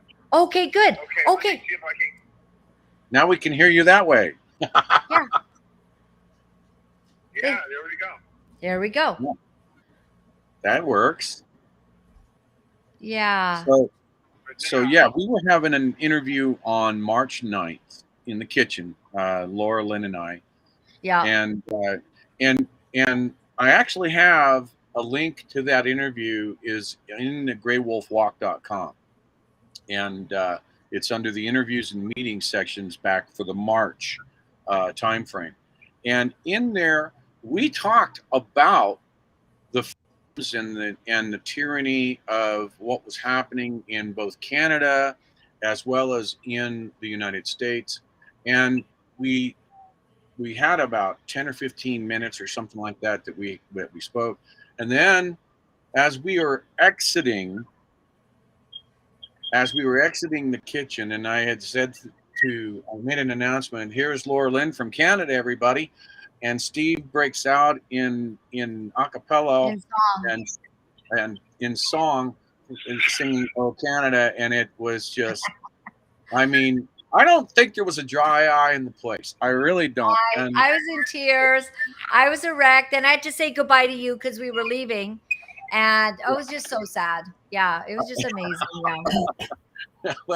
but yeah, it was an amazing performance. And then he broke his guitar out and sang "Wake Up in the USA," and so, and you remember that. So, and I actually took your camera and became your cameraman for that. So, great things. You did. And then it just went huge. Like it did. Like thousands and thousands and thousands of views for Steve. You know, it's just amazing. Yeah. And well, it was for us. The thing is, when things come from your heart, people are looking for a heart connection with the people. They're not looking for something to be produced and, what do we think they're going to like? People are looking for people who feel, and we're real people. That's what it's all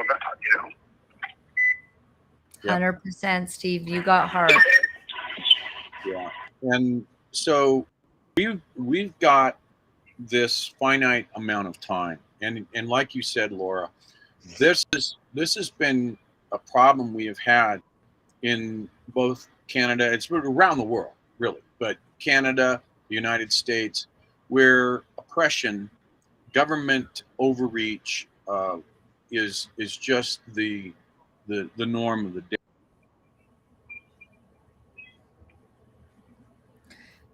Now I don't know if oh, there you are. Okay. Yeah. So when I was in the by the way, I'm sorry. Let me introduce to you, Mona Miller is in the house with us as well. Mona was in Hagerstown as well. Hello. And, so she is also putting together a get together on November 4th through the 12th over in Missouri, right outside of Branson, I believe. I've got it written down, but anyway, you got it right. Yeah. So we're all still thinking that we need to have this movement of people grow. And Steve, when we were there, when Laura Lynn and I were there in the kitchen with you, you had said something before you played your guitar that rang and still rings in my head today. You had said it's not only our Canadian and U.S. the citizens. It's not our right. It's not only our right, but it is our duty to do something about what is happening with the tyranny that is coming from this structure in the United States. This structure is our constitutional build. It is the United States, this great experiment. And you have Canada, which is only 10% the size in the population, is still having the same problem as we're having in the United States. Yeah, it's a different form of government. It's a different way of thinking, but you're right. Duty. It's every single person's duty to stand up and to let the governments know that this is the people and it is about the people. And there is no way that it is okay to mess with our constitutions Okay, because our constitutions and our Constitution here in the United States are a representation of our God-given rights, and that I say that every single day, and I am You know having what? a. Sorry, go ahead. You know what I learned Go being ahead. in the United States with all of you was just how you, in the United States, you have such a propensity to speak of God, to bring in God, to pray, to for your leaders and even your political leaders to invoke the name of God. And in Canada, as a politician, if you bring in religion, pretty much that's the end of your career. Like people will just write you off. And I came back and I said, we have got to, we haven't had a problem like you had with your election that we know of. Maybe we do, but we just didn't know it. But we did not have our nation brought to its knees and, in humility, looking at what you're, you know, we're watching what's happening with Biden and the Build Back Better buddies, Biden and Trudeau, all of them on the same page, all of them. They are for crushing the people's freedom. You at least say we the people. In Canada, it's basically our Charter of Rights and Freedoms gives the government the power. We've got a big problem, and our churches shut down. They accepted bribes. And I know many churches in the United States as well did not stand up. We have seen a crisis of faith in Canada like we have never seen. Most of our churches just complied. Even, you know, evangelical churches had the vaccinated side and the unvaccinated side for the Christmas pageant. Like we were aghast. And when you try to share good information, it's not being received. And so we're at a crisis in America and Canada, and we are on the same, and we have got to find a way to be together, to pray together, to stand together, to invoke the name of our Lord, that we need him like never before for what we're seeing. You're right, and I said just yesterday in yesterday's stream, even this is a spiritual war. Yeah. And the darkness has almost snuffed out any breach of light, and we need to draw back those dark curtains and let the light expose the truths, and that's the biggest thing. This is why my walk to me was so important, to get the people to understand that we came across the country at 45 miles an hour. And when I met with the senators, I met with you, met with Steve in Hagerstown. Yeah. We had that, as Mona said when she started talking. We had that feeling of everybody's here for that same reason, and it was quickly snuffed away when interference came in, and that's for another topic, another day. But for me, it never ended. For me, I saw that I needed to do something to start getting every single person I saw on those bridges, every single person I saw in the first 3 days of Hagerstown. I needed to get to them and have them understand that we need to remove the metal, we need to remove the steel, the plastic, the rubber, and we need to replace it with feet, Yes. with bodies, because that's the problem. That's the problem. The trucks, they're a spectacle, and everybody is looking and saying the trucks are going to save the day. The trucks are just that. They're a spectacle. And so, but the people, they're real. Their heart, their soul, they are in this to win this. We want our countries back. We want to be able to say that we're free, that our freedoms are untouched, unscathed. Yeah. And you're right, Laura. This is a spiritual movement. It doesn't is. matter. I'll never forget. You spoke. Remember, we met with Senator Ron Johnson, and Yes.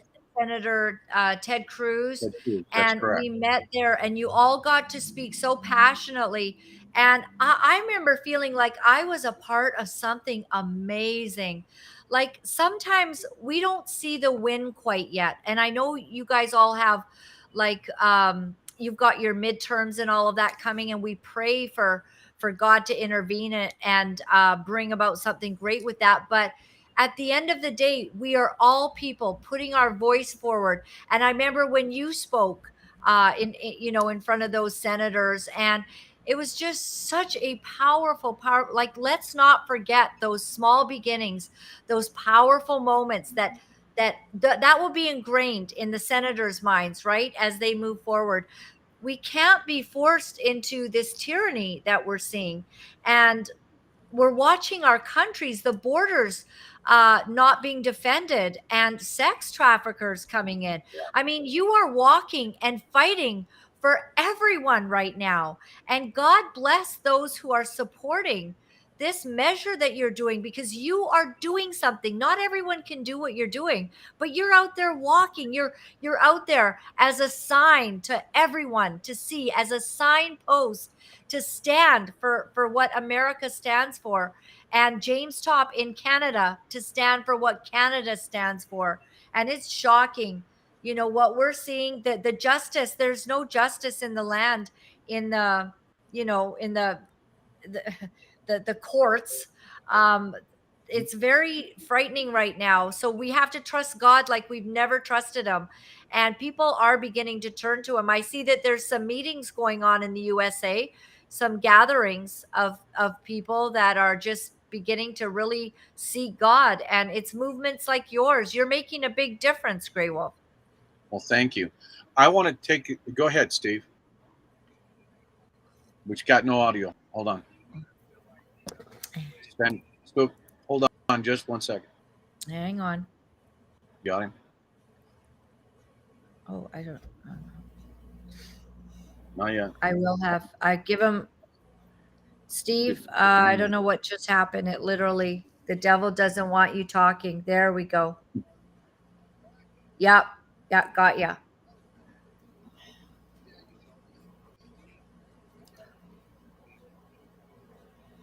Still can't hear you. We're working on it. We're working on it, Got Steve. your speaker plugged in or something? Yeah, we got some. We're working on it. Hey, go ahead. Am I back? Yeah, there you go. Okay. My dad was in the Air Force for 31 years. And when he was growing up in South Carolina, he sharecropped for many years with his father. So the people of that generation, it wasn't like this generation today where everything's handed to him on a silver platter. And my dad used to always tell me, he goes, Steve, you have no idea what it means to sacrifice. And now that I'm thinking about the duty that we all have to stand up for the freedoms that we have, to really be the strength behind the constitutional promises that we've been the guarantees we've been given in that Constitution, we have a generation or two of people who have no idea what it means to sacrifice. And in order to really do your duty requires sacrifice. So I'm not sure how we're going to get that in people's heads, but I'm really afraid right now. Yes, there's going to be a lot of us gathering together, and we're going to feel good when we're together. But without the power of God helping us, the power of the people is not going to do it, because there's too many people in these last couple of generations who have no idea what it means to sacrifice and have no desire to sacrifice anything if it doesn't help them or does something to promote what they want out of their own lives. So I'm really afraid. Without Christ, there's really no hope, in my opinion. Yeah. And this is true. Go ahead. I believe that God's got his hands on this movement. It's going to take time. Okay. He didn't make the world in just one day. All right. It took him 6 to make it. Okay.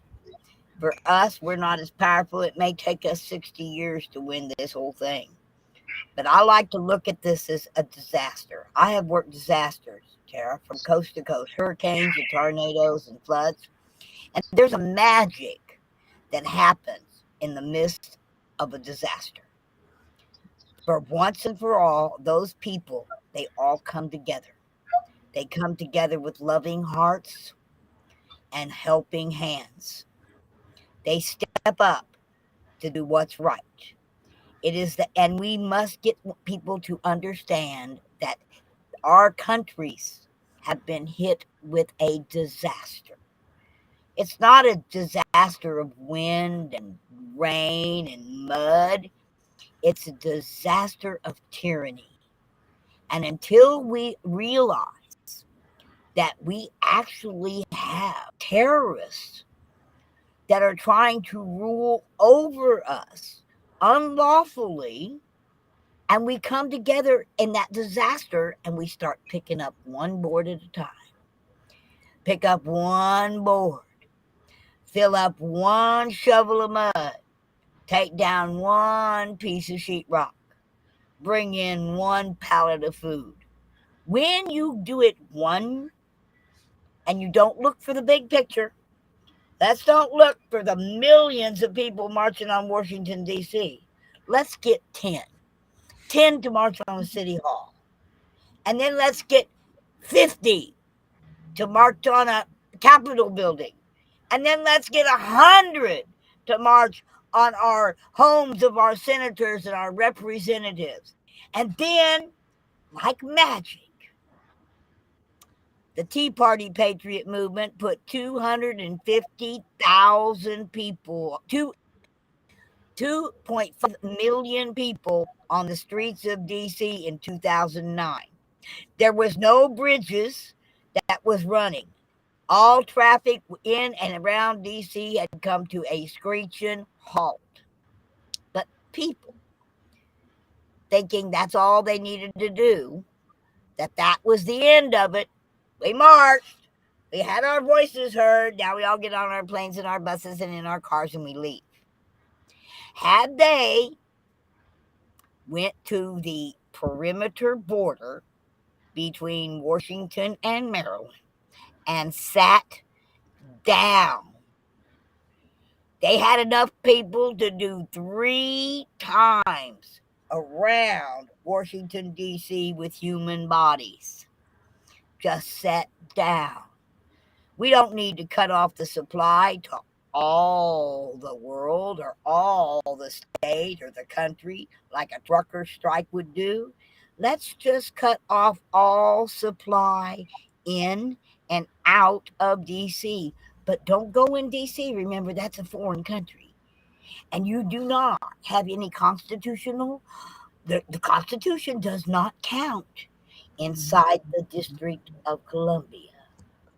But it's only, 90 miles around? How many bodies does it take to spread around 90 miles? Yeah, Truckers and when you did look at it, yeah, we on the very first day we went on for the 495, the Beltway, the nose of the convoy touched the tail of the convoy. Yes, And- and we've got to do the same thing, but we've got to do it hand in hand. Mhm. They look at them trucks and they go, 1%. nuisance. 1%. 1% of the population of the United States equals 3.5 million people. Just 1%. Right. And so if we have in this case, think of this as a spectacle, because I agree with Steve and with Laura and with you. We have to create that spectacle with human bodies, but we don't want to do it with just within the district. If you can imagine for a moment that by the time I get to where Steve is near Omaha, Nebraska, if you can imagine miles of people leaving out and heading east, you create a huge spectacle, and God be with us on that, because And the we are disaster, fighting a spiritual war here, and it doesn't matter what religion you practice. It matters that you feel the spirit in you, that this is needed. And if we're combining, as you said, Steve, if we're combining our spiritual bodies, us, he's going to speak through us. When I was, and I tell people, I've said this before and I'll say this again. on the day that I was born, in the delivery room, there were no politicians and there was no bureaucrats. There was my mom, the nurses, the doctor. And none of those people were there in that delivery room. But when I was born, only one gave me breath. Only one gave me sight. And only one gave me my hearing that day. And to this day, only one can take it away. And Yep. that is the key that everybody needs to know, that there are no politicians and there are no bureaucrats, there are no governments in your delivery room. And we need to all realize that. We need to take that spirit with us and move east. And we need to have something like they're doing in other countries right now with clogging up the streets in the cities. We need to clog up the streets all the way across this country if we have to. I was wondering what Steve's seeing out there as he travels around, and like, what's the feeling? Any interesting perspectives that you're finding? I'm in Hartsville, Tennessee, and the feeling is the same as it was in Hagerstown, Maryland. People have a heart for freedom, and they have a heart to just rediscover God in what's happening. Yeah. Everybody's different in the way they're pursuing it, of course.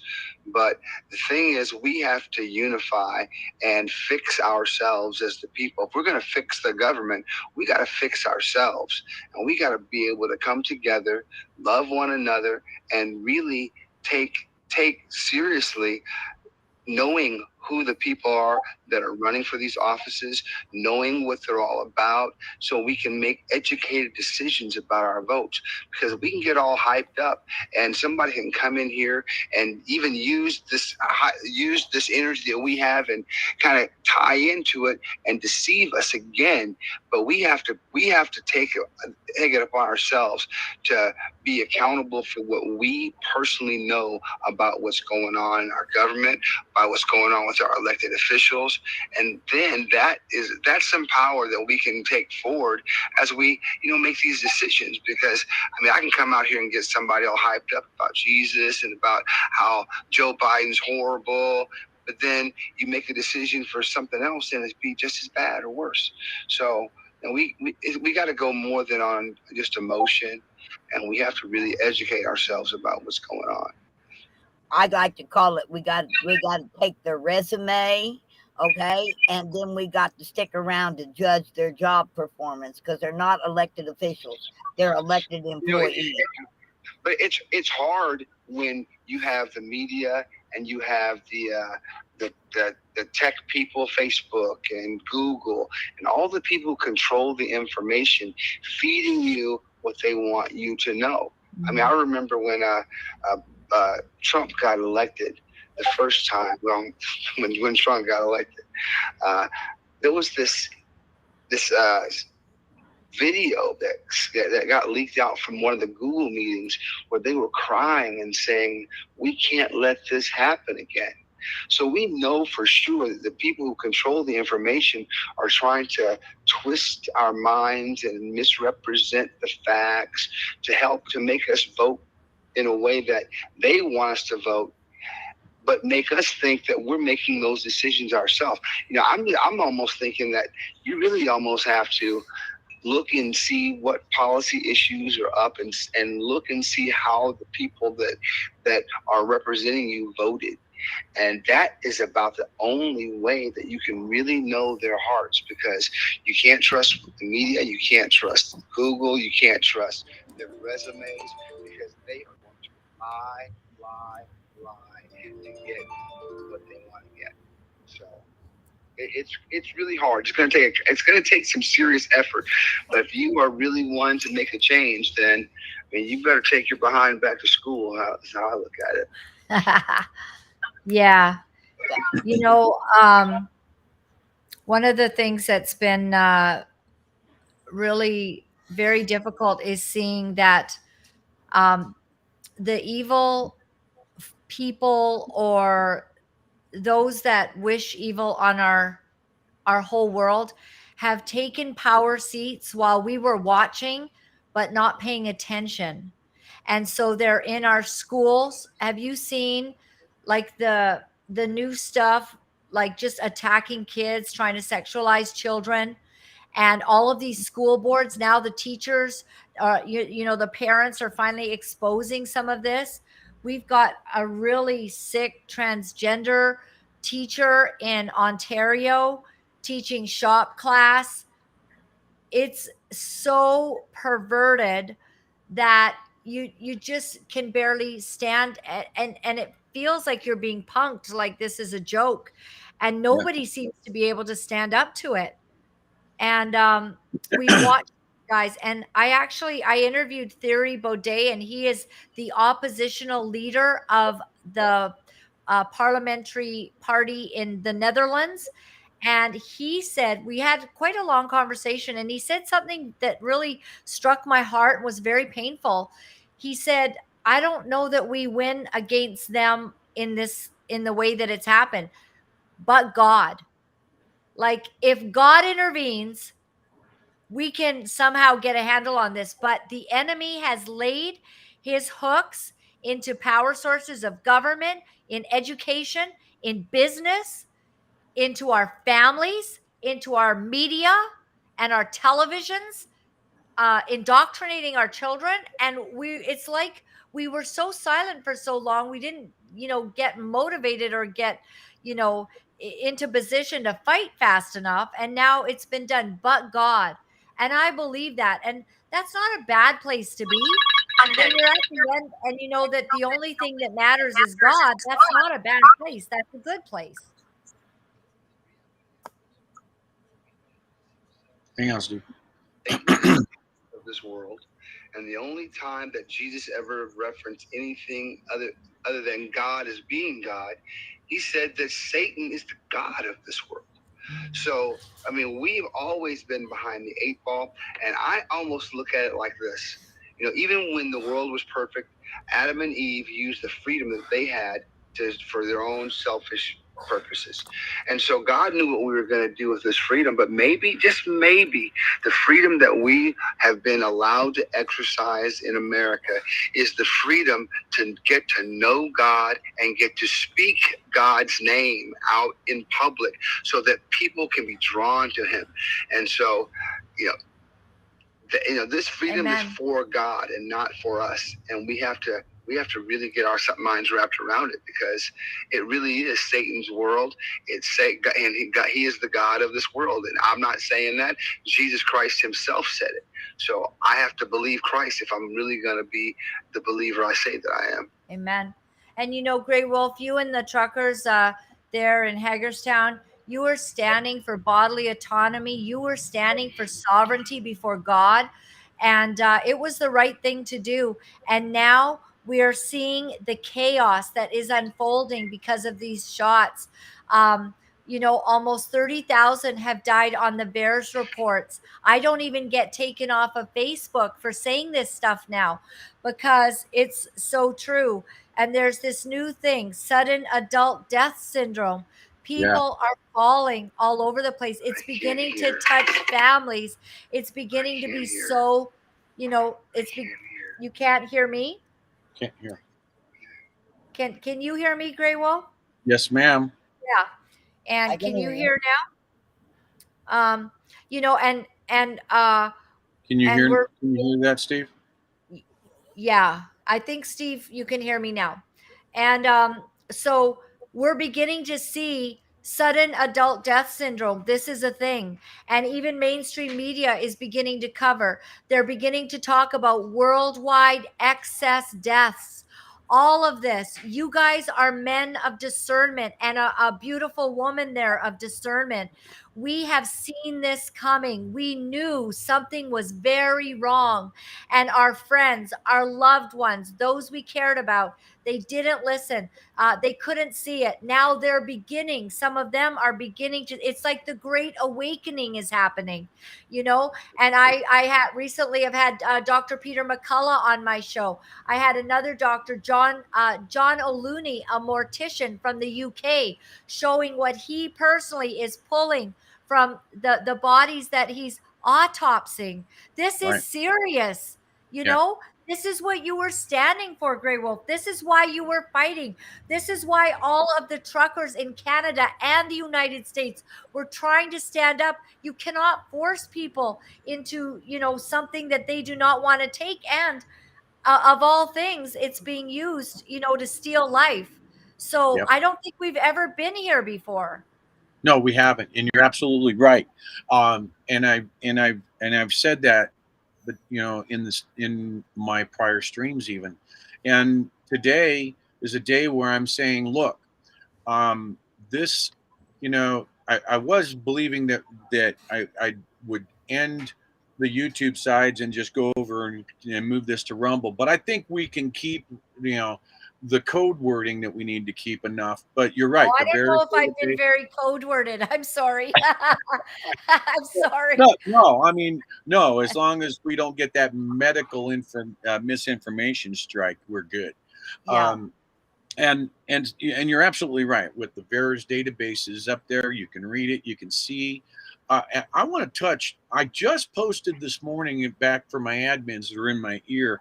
I posted a link this morning showing a drag queen in doing a stage strip with children Yep. around the stage trying to hand the drag queen money. We're talking 8-9-year-old boys Oh my gosh. trying to hand this. I was sick to my stomach when I saw that. You know, this is what we need to change. We need to fight this. Like I said just before you came up, its audio is gone again, Steve says. Let's see. I'm going to see here. Can you hear this, Steve? Give me a thumbs up if you can hear me, Steve.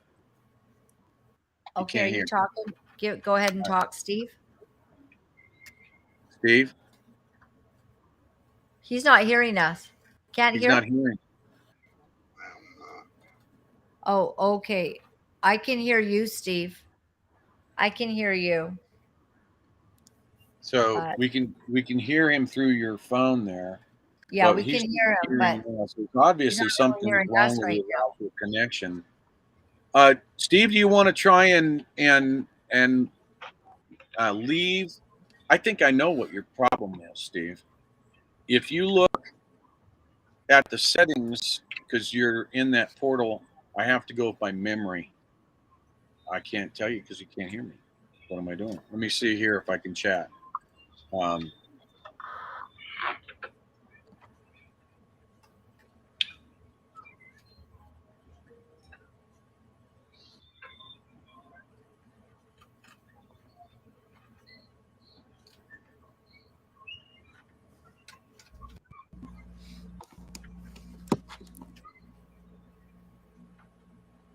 there's my view.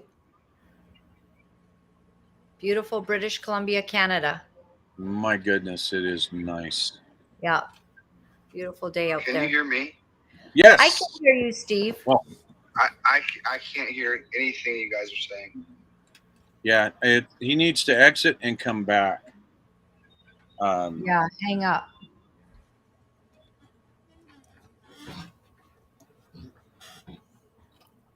I'm going to try to call him again. Okay. You know, it's just crazy. The people that there you go, Steve. I don't know if you can hear us now. I can hear you now. Oh, good. Okay, good. Fantastic. So yeah, I think the sexualization of children, it's all tied into the crazy that we're experiencing. the enemy knows that his time is short, and he's just ramping it up. Years ago, I thought my fight was just going to be against the gender thing. I didn't know it was going to be against, worldwide nut jobs who think it's fine to teach little 10-year-olds stuff that they have no business speaking. If any of us spoke to a 10-year-old like that outside of their parents' understanding or knowledge, we'd be going to jail. But they all of a throw sudden, away the key. yeah. You know what? There's a lady here. There's a lady here who spoke today, and she spoke to that issue. She's a trucker. She talked about how she's helped to get so many pedophiles arrested, and she saved some girls who are being trafficked as she's been trucking. But her research, she posed as a 9-year-old girl on a site, on a pedophile site, to help bring some pedophiles down. And the numbers she has was just astounding.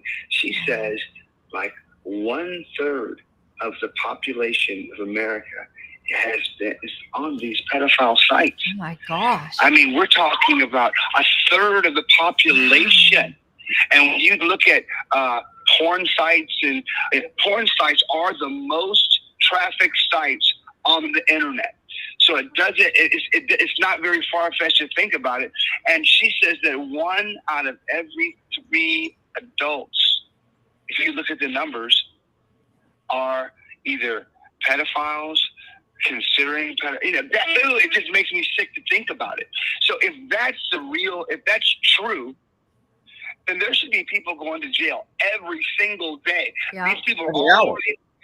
So why isn't the government? Why isn't our law enforcement across the country? Why aren't they just picking these pedophiles off the tree like fried fruit all day long? They should just be harvesting pedophiles weekly, but it's not happening. And so there's a real problem when you talk about the sexualization of children. And now the things that they teach in school and they celebrate. I mean, God would have, I've heard this 1,000 times, but it's more true every day. God would have to apologize to Sodom and Gomorrah if he does not do something about what's happening to children of all people right here in this nation. And it's not just America, it's worldwide, I'm sure. But we know right here in America that the morality is completely gone. They're teaching their morality, the sexualization of children, in schools while they take God's morality and throw it out. So there's something really wrong. And like you said, but God, without God stepping in and really doing something, then, and he's going to have to do something through people who make themselves available and go out and take it upon themselves to put themselves in a place where they are their targets. We're going to be sacrifices for other people the way Christ was a sacrifice for us. But when you think about the main people in this world, adult people who are really into the sexualization of children, you know this is a demonic fight. It's a spiritual fight, and Satan is in control of what's happening in this nation. Steve, you see, the thing is, I'm old enough to remember when this first started. It started with Lucille Ball. They wouldn't during the showing of Lucille Ball, she had become pregnant. Well, they hid her pregnancy. That wasn't allowed to be on TV, that somebody was pregnant. Lucy and Desi slept in twin beds. You never seen them swap and spit, except for a peck here and there. That was it. Then there was Leave It to Beaver. You never seen his mom and dad. They slept in 2 different beds. You never seen any of that in-your-face affection. Then we moved to things like Friends, where all they talked about was their sexual escapades, and that was okay. Back in my day, it wasn't okay to show that a woman was pregnant and had a belly. It wasn't okay to see a man and woman in the same bed. No. And then all of a sudden, now we don't see just men and women in the same bed. We see 2 women on live screen, 2 men, and it's called a program for a reason. It didn't start with people being naked and looking at kids' bodies and things. It started very slowly when they allowed Lucille Ball to step out behind the couch and show off her belly. That's the beginning, and that was back in the late 50s. Okay, Wow. that's how long this programming of our youth has been going on. Has been Yeah. going on with little programs. It even got into the cartoons. Now, when I was a kid, there was Foghorn Leghorn. He was always being pestered by a little bitty bird. Okay? And then my favorite was Baby Huey. Baby Huey was always being bullied by these kids. But every time them foxes went after them other kids, oh, that bully stepped up and protected those people who've been bullying him. Those were moral teachings in our cartoons. Today, we're shooting each other, killing each other. Now we got games. Oh, my goodness. I had a friend of mine who liked to play that war game where you shoot people and they die and they bleed. And he's got his 5-week-old son sitting in a bumper chair, laying right beside him on the floor, watching this big screen TV as he goes around shooting people. Right? Or he's being running from the cops. This 5-week-old baby boy is sitting there taking in every bit of that. And that's the way the world is really to him. And that's The world the normal. bang, bang, shoot them up. And, they don't have any concept that those are not people at 5 weeks old, 5 months old. That would be conditioning too. That would be conditioning the children to thinking that it's okay. You know, we know that that the best learning for a child is up to the age 6. And so they say that's a child's entire moral being is set by the time they're 7. It's set. Yeah. Their morals. Yeah. That's why when they were 2, we were saying that's what you say, please and thank you. Heck, nobody even says please, thank you, or excuse me anymore. Yes, ma'am. Yes, sir. I never called if there was a lady with wrinkles, she was Granny Joe. Okay? You never called a person by their first name. I was appalled when my speech teacher asked me to call her by her first name. Yeah. And I was in 10th grade. And she said, well, I need you guys to call me Linda. And I'm going, what? That's no respect. Now we ain't respecting the teacher. Because when you called her Miss Smooth, Miss Stephanie, Miss Mona, Miss Laura. Yes, I get it. Yeah. You called her Mrs. Simpson or Mr. Fred. You didn't walk in the room and say, hello, Fred. No, that was disrespectful. Yeah. Yeah.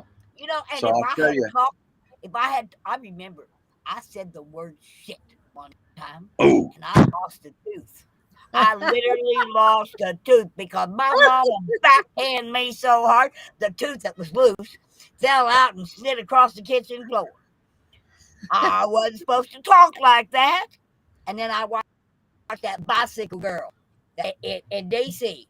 And I'll tell you what, a good thing I ain't her mama, because I'd have grabbed a bar of lava soap and I'd have washed her mouth out good because it was so filthy. Yeah, I remember that. That was on live stream too.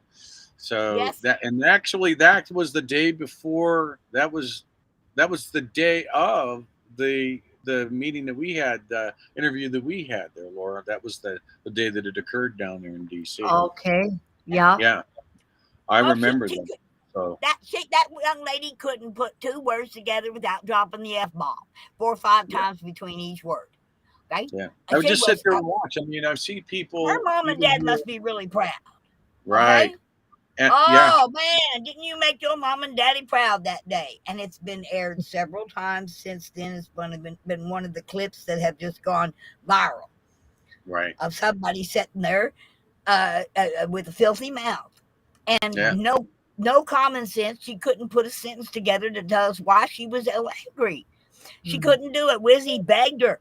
Well, why are you angry? Tell us what's the matter. And she couldn't do it. Now Yeah, that's and what I call the I dumbing watched down one this morning. I watched and one the this morning that, sexualizing. It's not yes, the ma'am. teachers in the school. It's the You're right. programs on the TV. If you'd shut the TV off and throw the Game Boy in the dirty dishwater, you might raise some damn good kids. I remember when my kids got out of hand for over 3 months, I grabbed the TV set and shoved the screen to the wall. And we learned how to play cards. We learned how to talk around the table, tell us what they Yeah. was a feeling. Oh, honey, we used to play spades.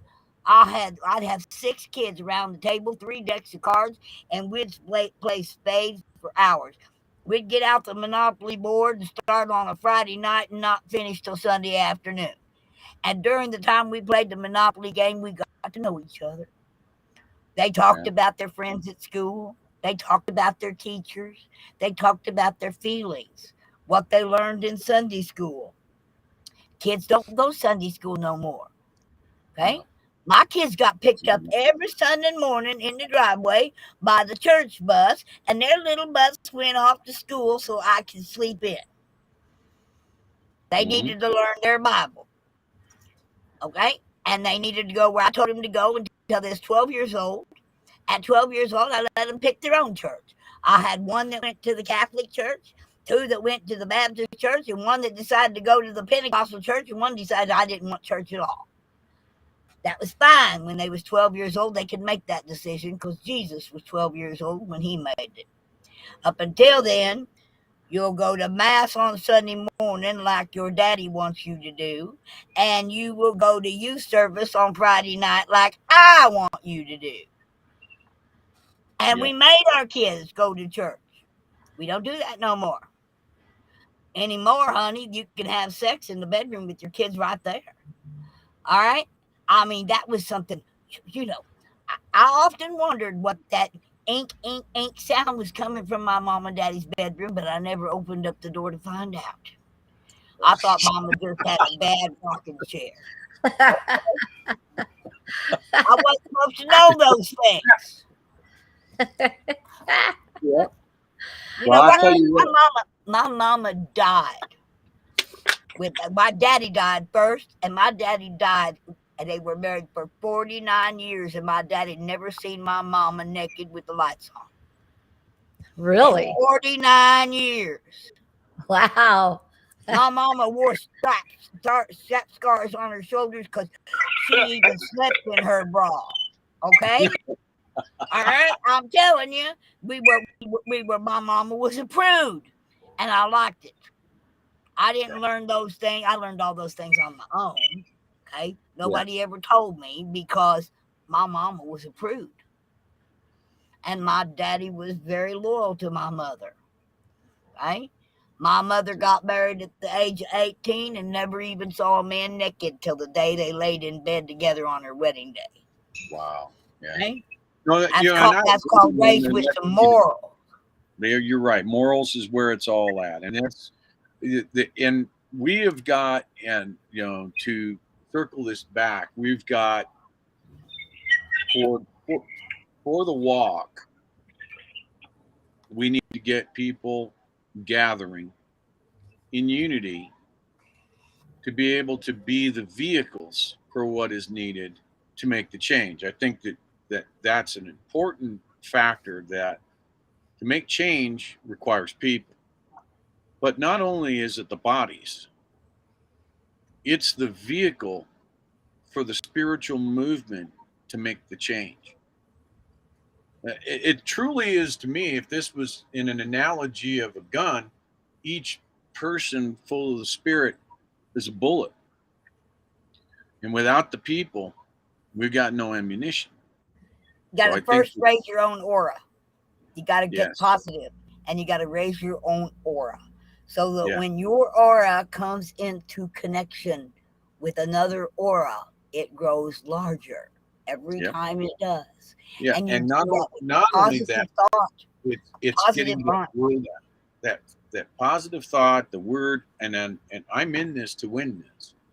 I'm in it to win this, because I get all the way to DC and I've got nobody to go in with me, it's over.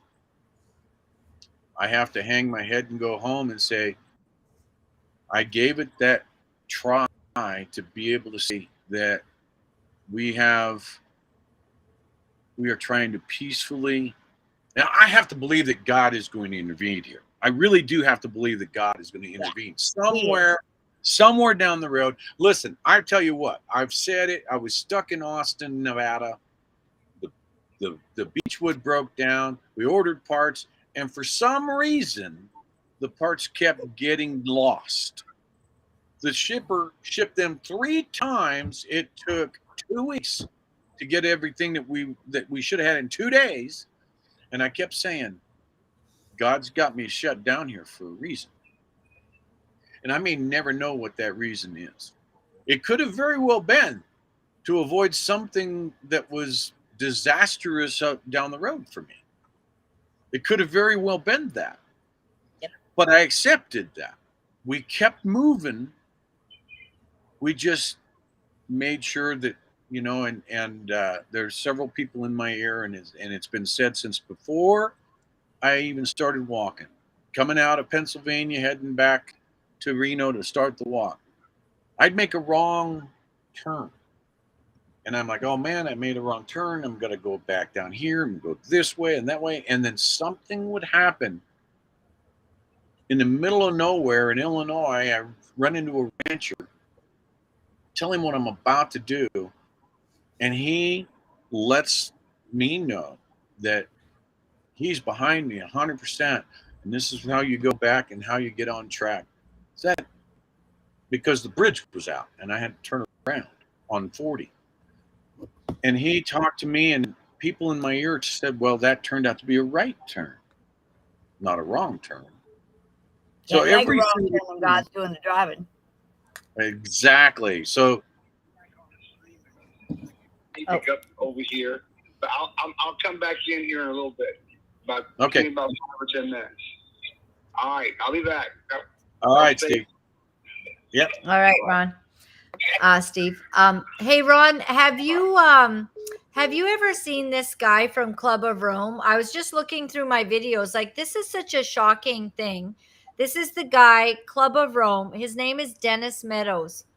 And these are the guys who founded the WEF. And I kind of clicked on it here, and it looks like I could share it. I don't know if you're up for that. It's like 1 minute and 40 seconds. Yeah, I can do that. Before you do that, guys, I'm going to have to back on out of here because I got to take care of some more business this evening. All right. Thank you. We had fun with you. You know what? I love you, and watch for our convoy of honor. Okay, it's on Facebook. Okay, I got a kick out of you. I really liked you. Thanks.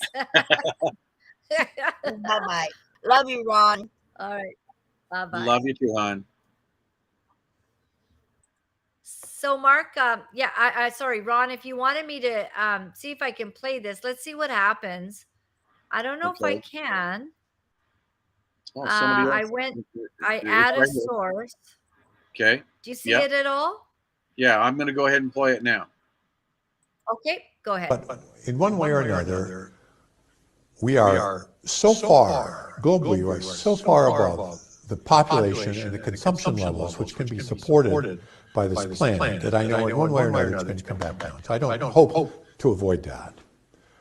I hope that it can occur in a civil way, and I mean civil in a special way, peaceful.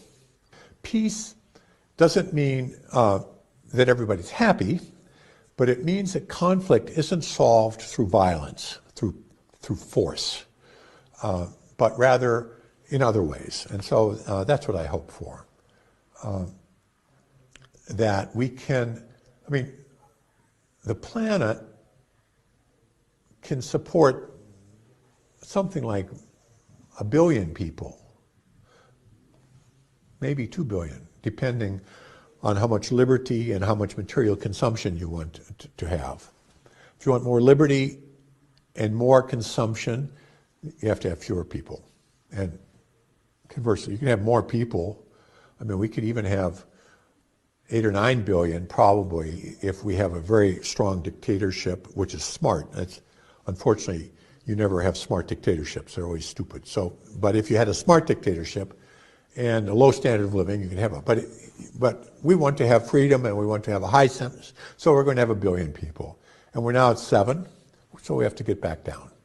I hope that this can be slow, relatively slow, and that it can be done in a way which is relatively equal, so that people share the experience and you don't have a few rich, trying to force everybody else to deal with it. So those are my hopes. I mean, these are pretty pessimistic hopes, but I mean, that's what lies ahead.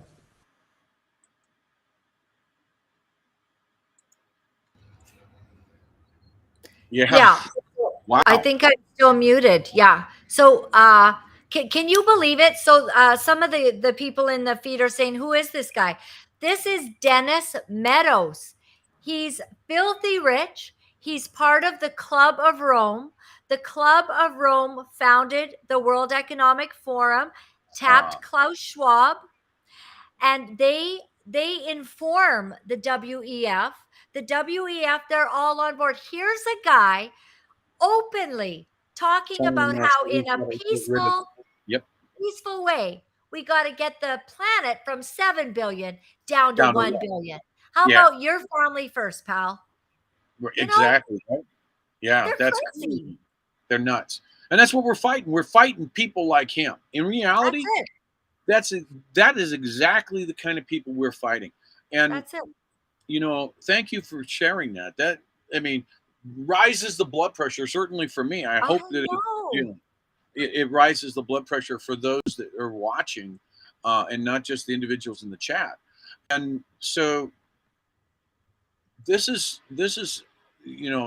I feel so passionately about it. I mean, when you and I spoke, even off camera, we, and Ann Vandersteel and you and I and Liz, these are really sick people. I mean, and I don't think, I've been somewhat reserved in how I've been talking, and you see this gentleman, Mark Megahan, out here in the chat. He's a writer that writes for several different news outlets. So, and he had posted one that was picked up by, I believe it was USSA News, yesterday, day before yesterday, about me setting myself on fire for tonight's deal, and so I've been trying to think of ways that I could do to come out of that shell, to be a reserve shell, and be able to tell people without getting knocked out of the farmhouse here. So the alignment in our conversations and in Steve's conversations and everybody's conversation is so pure. It's obvious that we met each other for a reason. Yeah. And we don't necessarily know what that is yet. And as I march ahead and as I march forward, I know that there's evil there. I mean, as well as I do. I mean, they were hitting me up the minute we got into that Senate meeting. Yeah. When all the reporters came in and that one guy he touched me. He touched that nerve. That was all I could do. Yeah, you got fired up. Yeah, and we have to get fired up because the word of God says that the enemy is a liar from the beginning. He is a murderer. And I sent you another little video, and I don't know if you want to look at that. This is another short one. It's this guy, Yuval Noah Harari. This is he sounds like a nut job, but he's on 60 Minutes. He's informing Klaus Schwab. He's they call him the prophet the prophet. He's a prophet of doom and gloom. He believes we are hackable animals. He believes that the planet doesn't even need humans anymore. He wants to incorporate us into AI. This is the beginning of really, the devil knows the time is short. And this last 2 years has been our eyes being the blinders being taken off from what the enemy has really been doing. This guy talks openly about tracking and tracing us, and that we don't have the choice of free will anymore. Yeah. It's just shocking. I don't know if you want to play that for your audience, but it's not a sleeper, I'll tell you that. Yeah. No, it's And it doesn't get taken off, Ron, because it's just him. He says yeah. this out loud, and Yeah. there's no. Well, no, I don't have a problem with that. I want people to know that although I'm a military guy, all right, and on my website I have 2 objectives listed for this walk. But as I was saying tonight, the objectives are the same. End that state of emergency and hold everyone who abused it accountable. Okay? Because everything that they're doing today is that. But that doesn't mean, I told people tonight before you came in, I said, that's only the start. That is the objective. We go with the objective. But if we wind up winning on that objective, which it's highly unlikely that we will, because they're trying to delay. You know, you were there in the Senate meeting. You heard Ted Cruz tell us about the bill that was passed in the Senate to stop our state of emergency and to change the verbiage so that it could never be used again in this way. Okay? It's sitting there on Nancy Pelosi's desk. We need to get it off of her desk, and we need to get it voted on in the House, which requires a petition. And that, that may be my objective, but what are the beliefs of what it is that's going on? And I said just before you came in, I'm not doing this for me. I'm doing this for children that are yet unborn. I am doing it for my great-grandchildren's great-grandchildren. And for the amount of children in this world that are being abused by the hour, if people really knew, if they really truly knew, there's an individual, she's in here watching, she's in the green room over here. She's working the stream for us and managing the stream for us. She can tell you some horror stories because she's been on the team behind the scenes looking for the children. And to say everything, she was with me. Texas girl, by the way. And Texas girl came out with her husband Juniper and her 2 kids, came out and spent a month with me. And on the road, the kids walked with me. Okay. And she was doing the back office side of things, and on the production side of things, from a tabletop next to the camper while I was walking. So now she's doing that from her home. She's helping with the production of trying to keep the live stream up on this walk, and we're using right now a satellite link, a Starlink here on the RV. Oh, look, you want to say hi? Let me bring you in. Here's Texas girl. There she is. Say hi, Texas. Hey, everybody. How's it going? You want to give a little G-rated version of what I just said for Laura? If there is one. I'll try to keep it clean, Ron. But I was a state's attorney, and I worked for them, and I would be that one to go into the home and take the children. And I have now left that. And now I'm an advocate to fight against all this tyranny.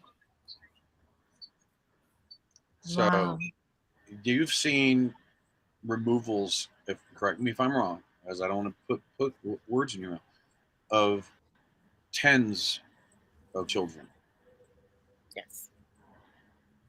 and the sickness that pulls these children that pulls these children in is Yep. that pulls these children in. Absolutely, it's ungodly. It's evil.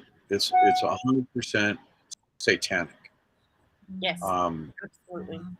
So yeah, so Texas girl and her family came out and spent some time out with me here on the road, and this is her satellite link that she left me, so that we can get this word out where there's no service. Which, by the way, I've only got 2 bars of my data service out here, so we're using nothing but this going, so it's doing its job today. That's amazing. Yeah, And it's such a clear feed. yeah, and it's my laptop versus my camera I wanted to use, which would give me even more clarity. But where there's a will, or as we're saying, improvise, adapt, and overcome.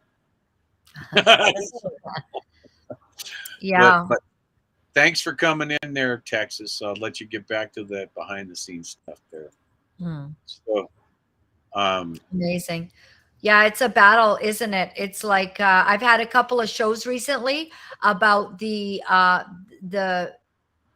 mishandling of like social, like in Canada, we have like the Ministry of Children and Families, and really it's like the Ministry of Destruction of Children and Families. And so much harm has been done. We know there's sexual abuse happening. We know that there's sex trafficking rings. We know that high level justice people are involved in it, and police even, and all kinds of things. You know, we've got out here in BC, we had the Picton Farm murders, and it was basically a bunch of serial murders that took place, like hundreds of women probably, at a farm called the Picton Farm out here in Coquitlam, not too far away from where I am. And it all got really covered up because everyone was involved. wow. And children were harmed, women were harmed, killed, murdered, and a horrendous ordeal. Our world is just getting worse and worse. And, you know, think about this, how Matthew 24 says that unless the Lord shortened the time, all of humanity would be gone. So save for the elect, the Lord needed to shorten the time. And I don't know how long that is. I do pray that we have a little bit more time so that more people are going to be awakened in this great awakening, come to Jesus, understand. But I think what we all didn't realize, Grey Wolf, is that we all did not realize that it was such a powerful group of people with an actual plot to kill us, to destroy us by many ways. All of our food disruption, all the climate alarmism. So now we're disrupting farmers from creating and making food. Right? This is going on in the They're US buying and the farmers out. They're here in the United States. They're paying farmers not to grow the food. that's it. You know, What's wrong with this? You know? it's crazy. I mean, it's like, wait a minute. You know, in my hometown, just before I started walking, I thought, you know, a few days before, you know, I don't know if I told you or not, but I had my friend who was supposed to be driving passed away, and I came up. We were working on this RV here, Bubba, Robert Clark, and I came in here 3 days before I was due to start the walk, and I found him passed away, laying across my engine inside here, and but in the back of my head, it was, I still got to go because Bubba would want that. Bubba would want that. And the amount of, I have a plaque above the door in memory of Robert Clark. And I have his sister, when I hit the 100 miles, brought a mini urn with some of his ashes for me to put on the driver's side of because he was going to be the driver of this RV. And my hat's off. Mr. T doesn't get enough credit, but Mr. T, Tom, that day that Bubba passed away, I did a stream, a very emotional one. I took it off, and I told everybody that, I'm still going to do it, but now I need a driver, and if I have to, I'll go down and pick up the provisions for me to just start walking and do what James Todd is doing, even though he does have an entourage that people don't see. He is doing it, and I'll pitch 10 every night if I have to. I'm going to do this because that's my calling. Yeah. That is my calling. That is exactly what I'm out here to do, is to bring the people together. And Mr. T lives in Kansas. Got a call from an acquaintance that we had there in Hagerstown, and was told about what had happened. And once I knew who it was that I was talking to, and said, yeah, because he said, I can be there tomorrow. Well, that trip was from Kansas to Reno, Nevada. He was there in about 23 hours, which I think it's like 1,500 miles. So he drove, and he's here, and he's been over here in the comments saying, I'm not going anywhere. And, he's here for this movement too. And it's, Wow. And this one, she just doesn't want to leave me alone at the moment. This is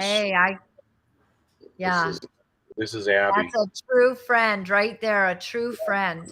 Absolutely. I tweaked my shoulder the other day, and I reached up today to move the curtains, and I went, ow!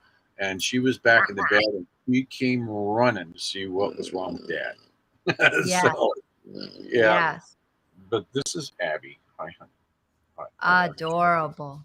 Thank you, baby. Okay, later. Yeah, Later. beautiful. Well, I'm just so grateful for you and for your spirit, your heart, and you're such a leader. You could just see how loved you were at Hagerstown and where I first met all of you. And I'm a dual citizen. So I've just been very alarmed. I could get into the United States when my Canadian brothers and sisters were trapped here. We couldn't get out of Canada for many months. We're still not till September 30th. And then Trudeau is saying that he will be easing the restrictions. But many of you may have saw how he talked about us. He taught our Canada to bully us. And so we are really, truly seeing how maybe Germany 1939 could have happened. I never understood it. I never understood it until now, that you can use propaganda, the media, strong messaging, and a lot of money put into powerful places so that everybody's on board with a very evil agenda. And once you have those things in place, then you can move forward. And I think the greatest tragedy is that the church, which should be the bride of Christ, should be standing, exposing evil. We were found wanting. We were weighed in the balance and found wanting. Not all of us, but many. Because if every church had stood, if every believer had stood strong together with discernment, we wouldn't be seeing what we're seeing in the world right now. But now we've got to make up for some time, and the Lord will help us for sure. I agree wholeheartedly. And I don't say it enough in the streams, because I was raised a Catholic. I went to Catholic school as in the elementary Catholic school, and when I went into the service, and I veered away from actually in high school, veered away, but I never lost my spirituality. I never lost it. And when I started with the convoy, it quickly started returning to me the spirit. And because a lot of it turns into the common sense of it all. The wrong turns become the right turns, and that somebody is looking over you. And with what is going on in our countries, in the United States, with what is going on, this evil runs so deep. And I say we're out to show people on this walk where we have to turn the tide with the people. And as I didn't want to miss if Steve came back. No, he's not. Texas will tell me if he pops in. But to turn the tide, to be able to show, because when I met that day with the senators, when Senator Cruz came out to Hagerstown a couple of days later, and I was able to talk with him one-on-one for a moment, and he told me, he says, keep up this fight, Ron. Keep it up. Yeah. That rings that, right along with you need people. Now, you remember, we also went to the House that day. We met with GOP House members that day, but they were defeated. They were defeated. I sat there. I told Sam Graves, you mean to tell me that this bunch of truck drivers has more power than our elected representatives in this House? And he said, yes. And then I said, so that means that I need to go back to those probably millions of people, if you take in all the convoys that were rolling, not just the People's Convoy. We had probably close to 1 million people on bridges. And I need to go back to them and touch them on the shoulder and tell them to come with me. And he said, yep. Because they're defeated. They don't represent us anymore. They stopped representing us when they started accepting blood money. They do not represent us when they take the blood money. They have literally sold their soul out to the devil, quite literally. And so it's to be a spiritual movement. And Chris said it in that Senate meeting when we were closing it out. Chris sat there and said, this is a spiritual movement. We have a pandemic of unchecked power. And that's what we have. We've been lied to. We're lied to every single day. The press does not report it. And if we say the wrong words, we're censored for it. So we can't even be truthful with our peers. We cannot be truthful showing even the correct and factual information, as you well know. That if you go outside this box, you're going to be spanked. And that's not it's the craziest world. Yep, the truth is hidden. Yep, and for a lot of people, they have no idea because they are not tapped into people like yourself or like me in my broadcast. In my broadcast, it's so obvious. Like I put everything out there, and a lot of stuff that would not be allowed on YouTube. So I just am refraining from any of that. But I put everything out there on BitChute and Rumble and my Facebooks. Yet, even with this world where we've kind of got these sidelines, it's like the worlds are not, they're not intermingling. So the people out there listening to mainstream media, they have no idea. And even doctors, I had this craziest talk with a doctor the other day, that I had called, and he gave me a call at home, and we got into a discussion, and completely blind, completely.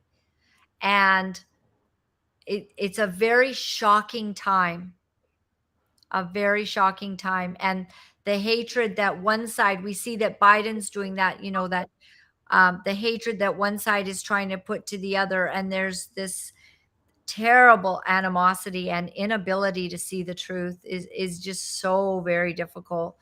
But I'm committed. I don't owe, I don't have a regular job now. So I'm supported by God and what he tells me to do. And so me and my husband, we've been just gotten through a 15-day tour through Alberta and British Columbia and Canada. And then I was down all through the States. After I saw you guys, I was down in the States for months, going to all kinds of things and learning and seeing what you guys do different down there in the United States. And we have different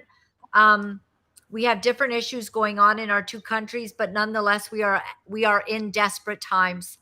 and we really need God to fix this. And I'm not certain what what we can all do by ourselves. We need to collectively do many things, probably preparing for this future, whatever's happen. Well, as I said, this is my calling, and I have to believe it this way, that we will be his vehicles. The people that come in, we will be the vehicle of change. And I believe that wholeheartedly, that and here's that moment is when they can no longer ignore the people in the media. Yeah. Because there's just too many to ignore. I believe that's the turning point. I believe that will be the turning point to say that, every single one of us is God's vehicle for change. And that's where we have to push through and make it the great awakening.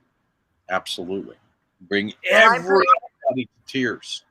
Yeah. I'm praying for the best for you, and that the Lord would bless you and enlarge your territory and enlarge your influence and give you great favor on the words that you speak and those that you bless, and these broadcasts that you're doing, that God would really open doors and comfort people's hearts, because it's a time of great anxiety as well. Yes, it is. So Laura, I'm going to do this. I'm going to play the song that Steve was looking to play.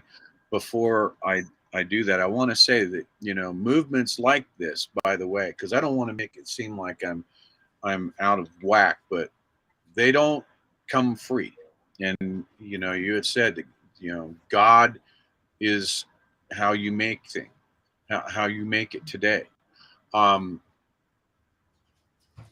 need to know that when I go to sleep at night, that I can do tomorrow. Amen. And that takes people helping out as well. So please help when you can. Laura, I'm going to play. I like the guy Whiskey Tango. Whiskey Tango. Yep. And a shout out to Whiskey Tango. Yeah. Shout out to Whiskey Tango. Yeah. Whiskey Tango. Yeah. So, he was asking earlier. Now, Whiskey Tango was walking. He was walking with me, and you're going to see him in the video clip here. He'll be the guy that's got the hat with the little flag on it, sitting back, and you keep an eye on it. I'm going to play this, and I'll be right back.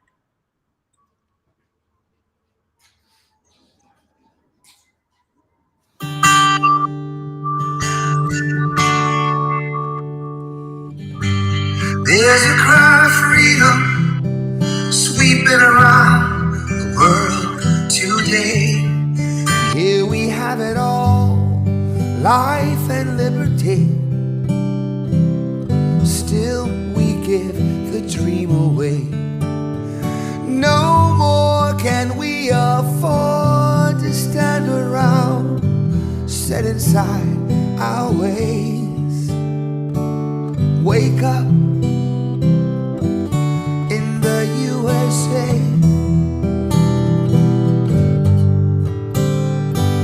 Wake up in the USA. Help others when you can. Respect your fellow man. Can't you see the times are changing?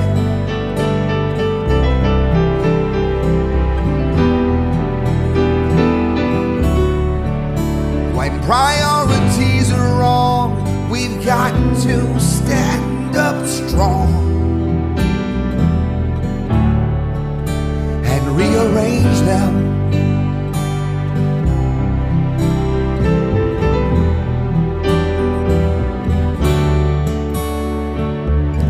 It's time that we wake up and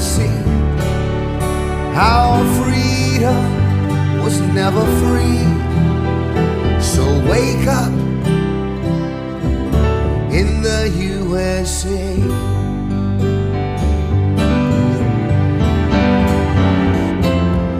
You know what you need to do. Don't give up, you gotta push on through. Quit closing your eyes, pretending that you don't see.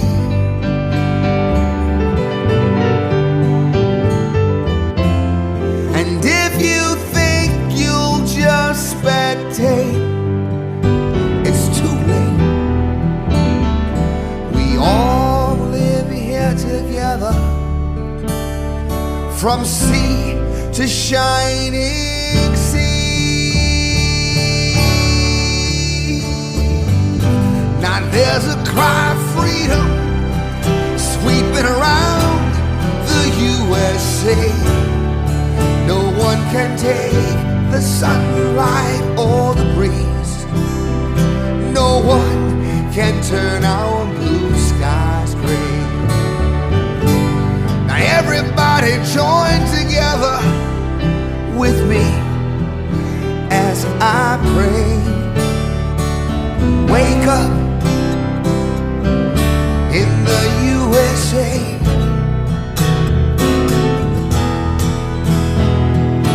Wake up.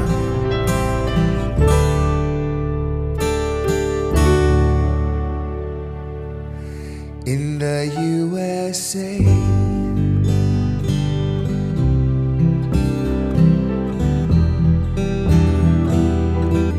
Wake up. You live in the USA.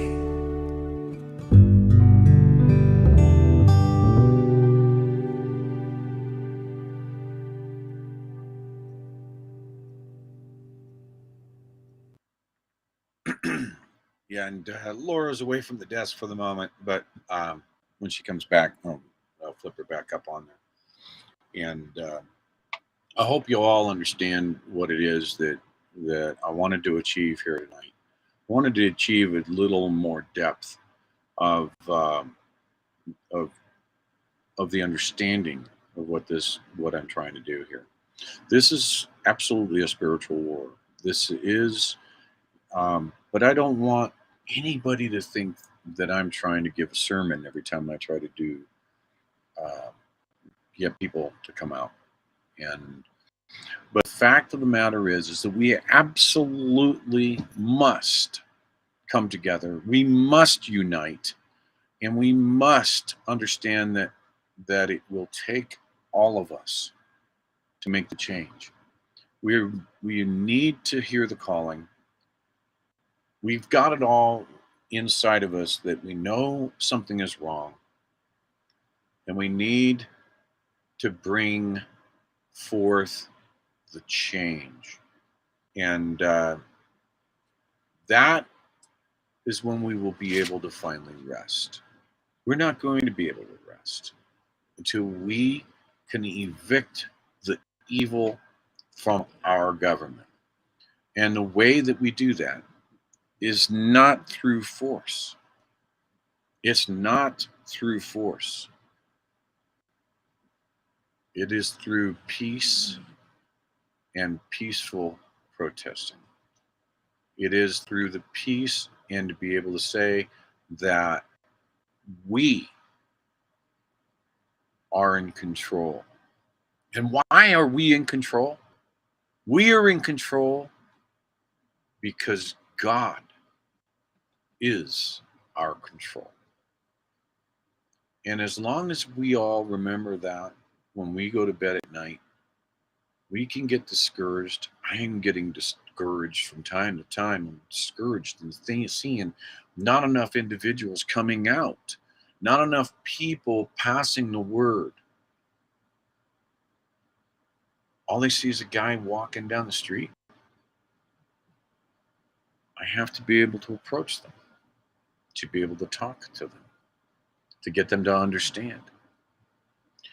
And it really comes down to here, right here. It is the vehicle that we have, or as I say, is the bird in the hand and not the two in the bush. This these social media platforms is all we have to communicate what is happening with this country, and what is needed to repair it. Ultimately, the guests tonight, Mona, Steve, Laura Lynn, they all had the same thing that they said. And I'm saying it. We need an interjection, or let me change the word. We need a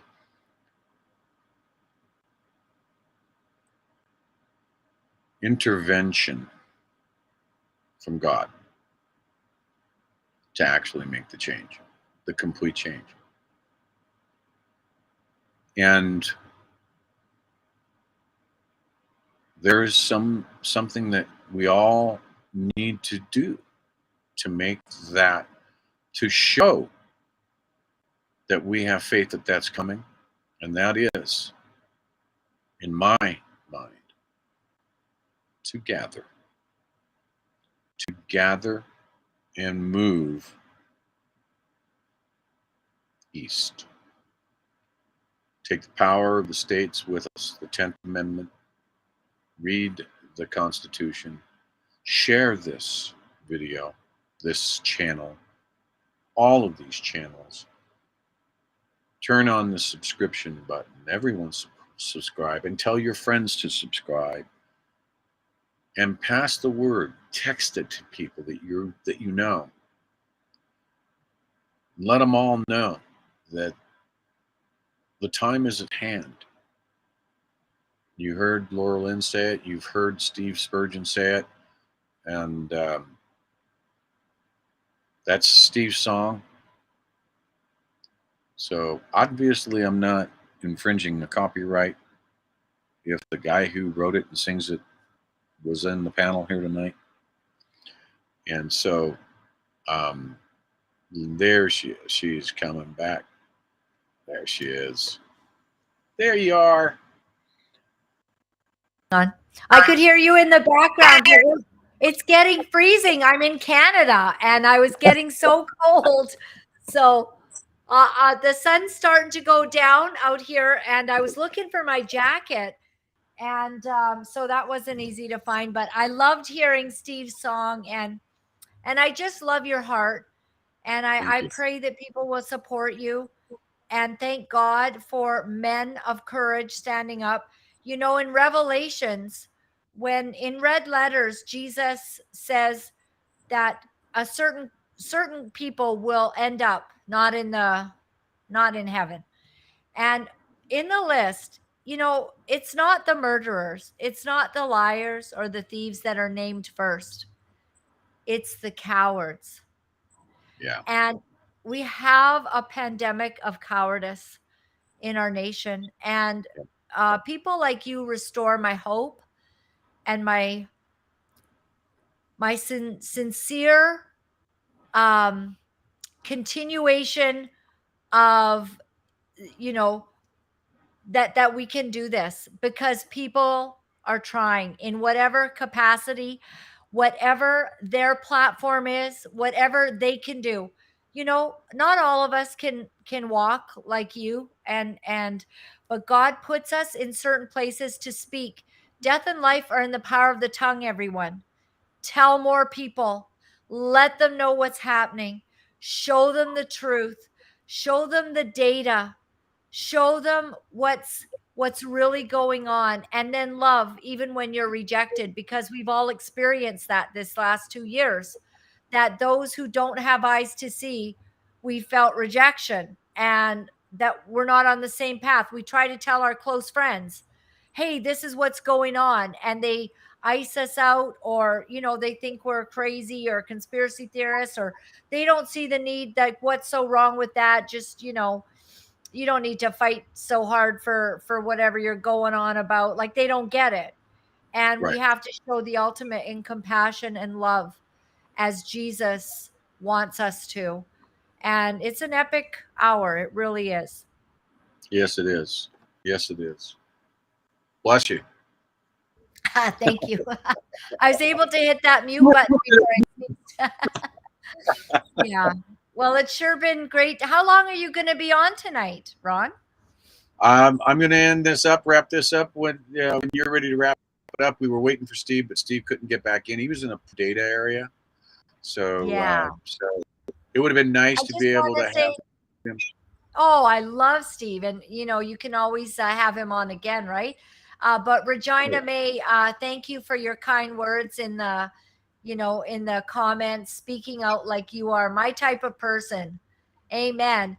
I've been on this tour across Canada, of course, and people, I'm getting quite a large following, probably like growing in the United States, but, on Canadian soil, I've really fought. I've been at the parliament. I was with the truckers, all of that, and people come up and a lot of them, they just have tears in their eyes and they say, well, I feel like I know you, and I always think, well, we do actually. Our spirits recognize one another. We are in the fight of our lives. I did not know this would be the fight of my life. September, March 2020, when we were kind of seeing what this is really, I didn't get it at all. Like, I was never afraid of the thing they said we had to be afraid of. I wasn't afraid of that. I mean, I was licking stuff. I didn't care. I just, I never thought that I was going to be harmed. I just had this complete trust in the Lord for that. But what I did sense is that something that I didn't understand was going on is being revealed. And everything that was secure and everything that I knew to be sure was gone. Yeah. And I didn't know what it was. I didn't know everything we were facing. I didn't know Dennis Meadows at that time, the clip that we played. I didn't know Yuval Noah Harari. I didn't know about Klaus Schwab much. I didn't know about these players, and I didn't understand how they affected us. But I have come to understand a true awareness of evil, but an even deeper understanding that God is our strength. He is our refuge. He is our stronghold. Psalms 91 has become so real. If any of you out there are scared when we talk of these things, Psalms 91 is God's promise that he will hide us under the shadow of his wing, and we don't need to be scared. So I thank you for inviting me on your stream, and I am so blessed. I deal with scary stuff every day, and I just thank you that you're one of those courageous people that's willing to tell the truth and to stand up, because without knowledge, the people perish. So That's God right. bless you. Thank you, Laura Lynn. Thank you for joining me. Hang on. I'm going to go ahead and end the stream, and I'll be right back. Okay.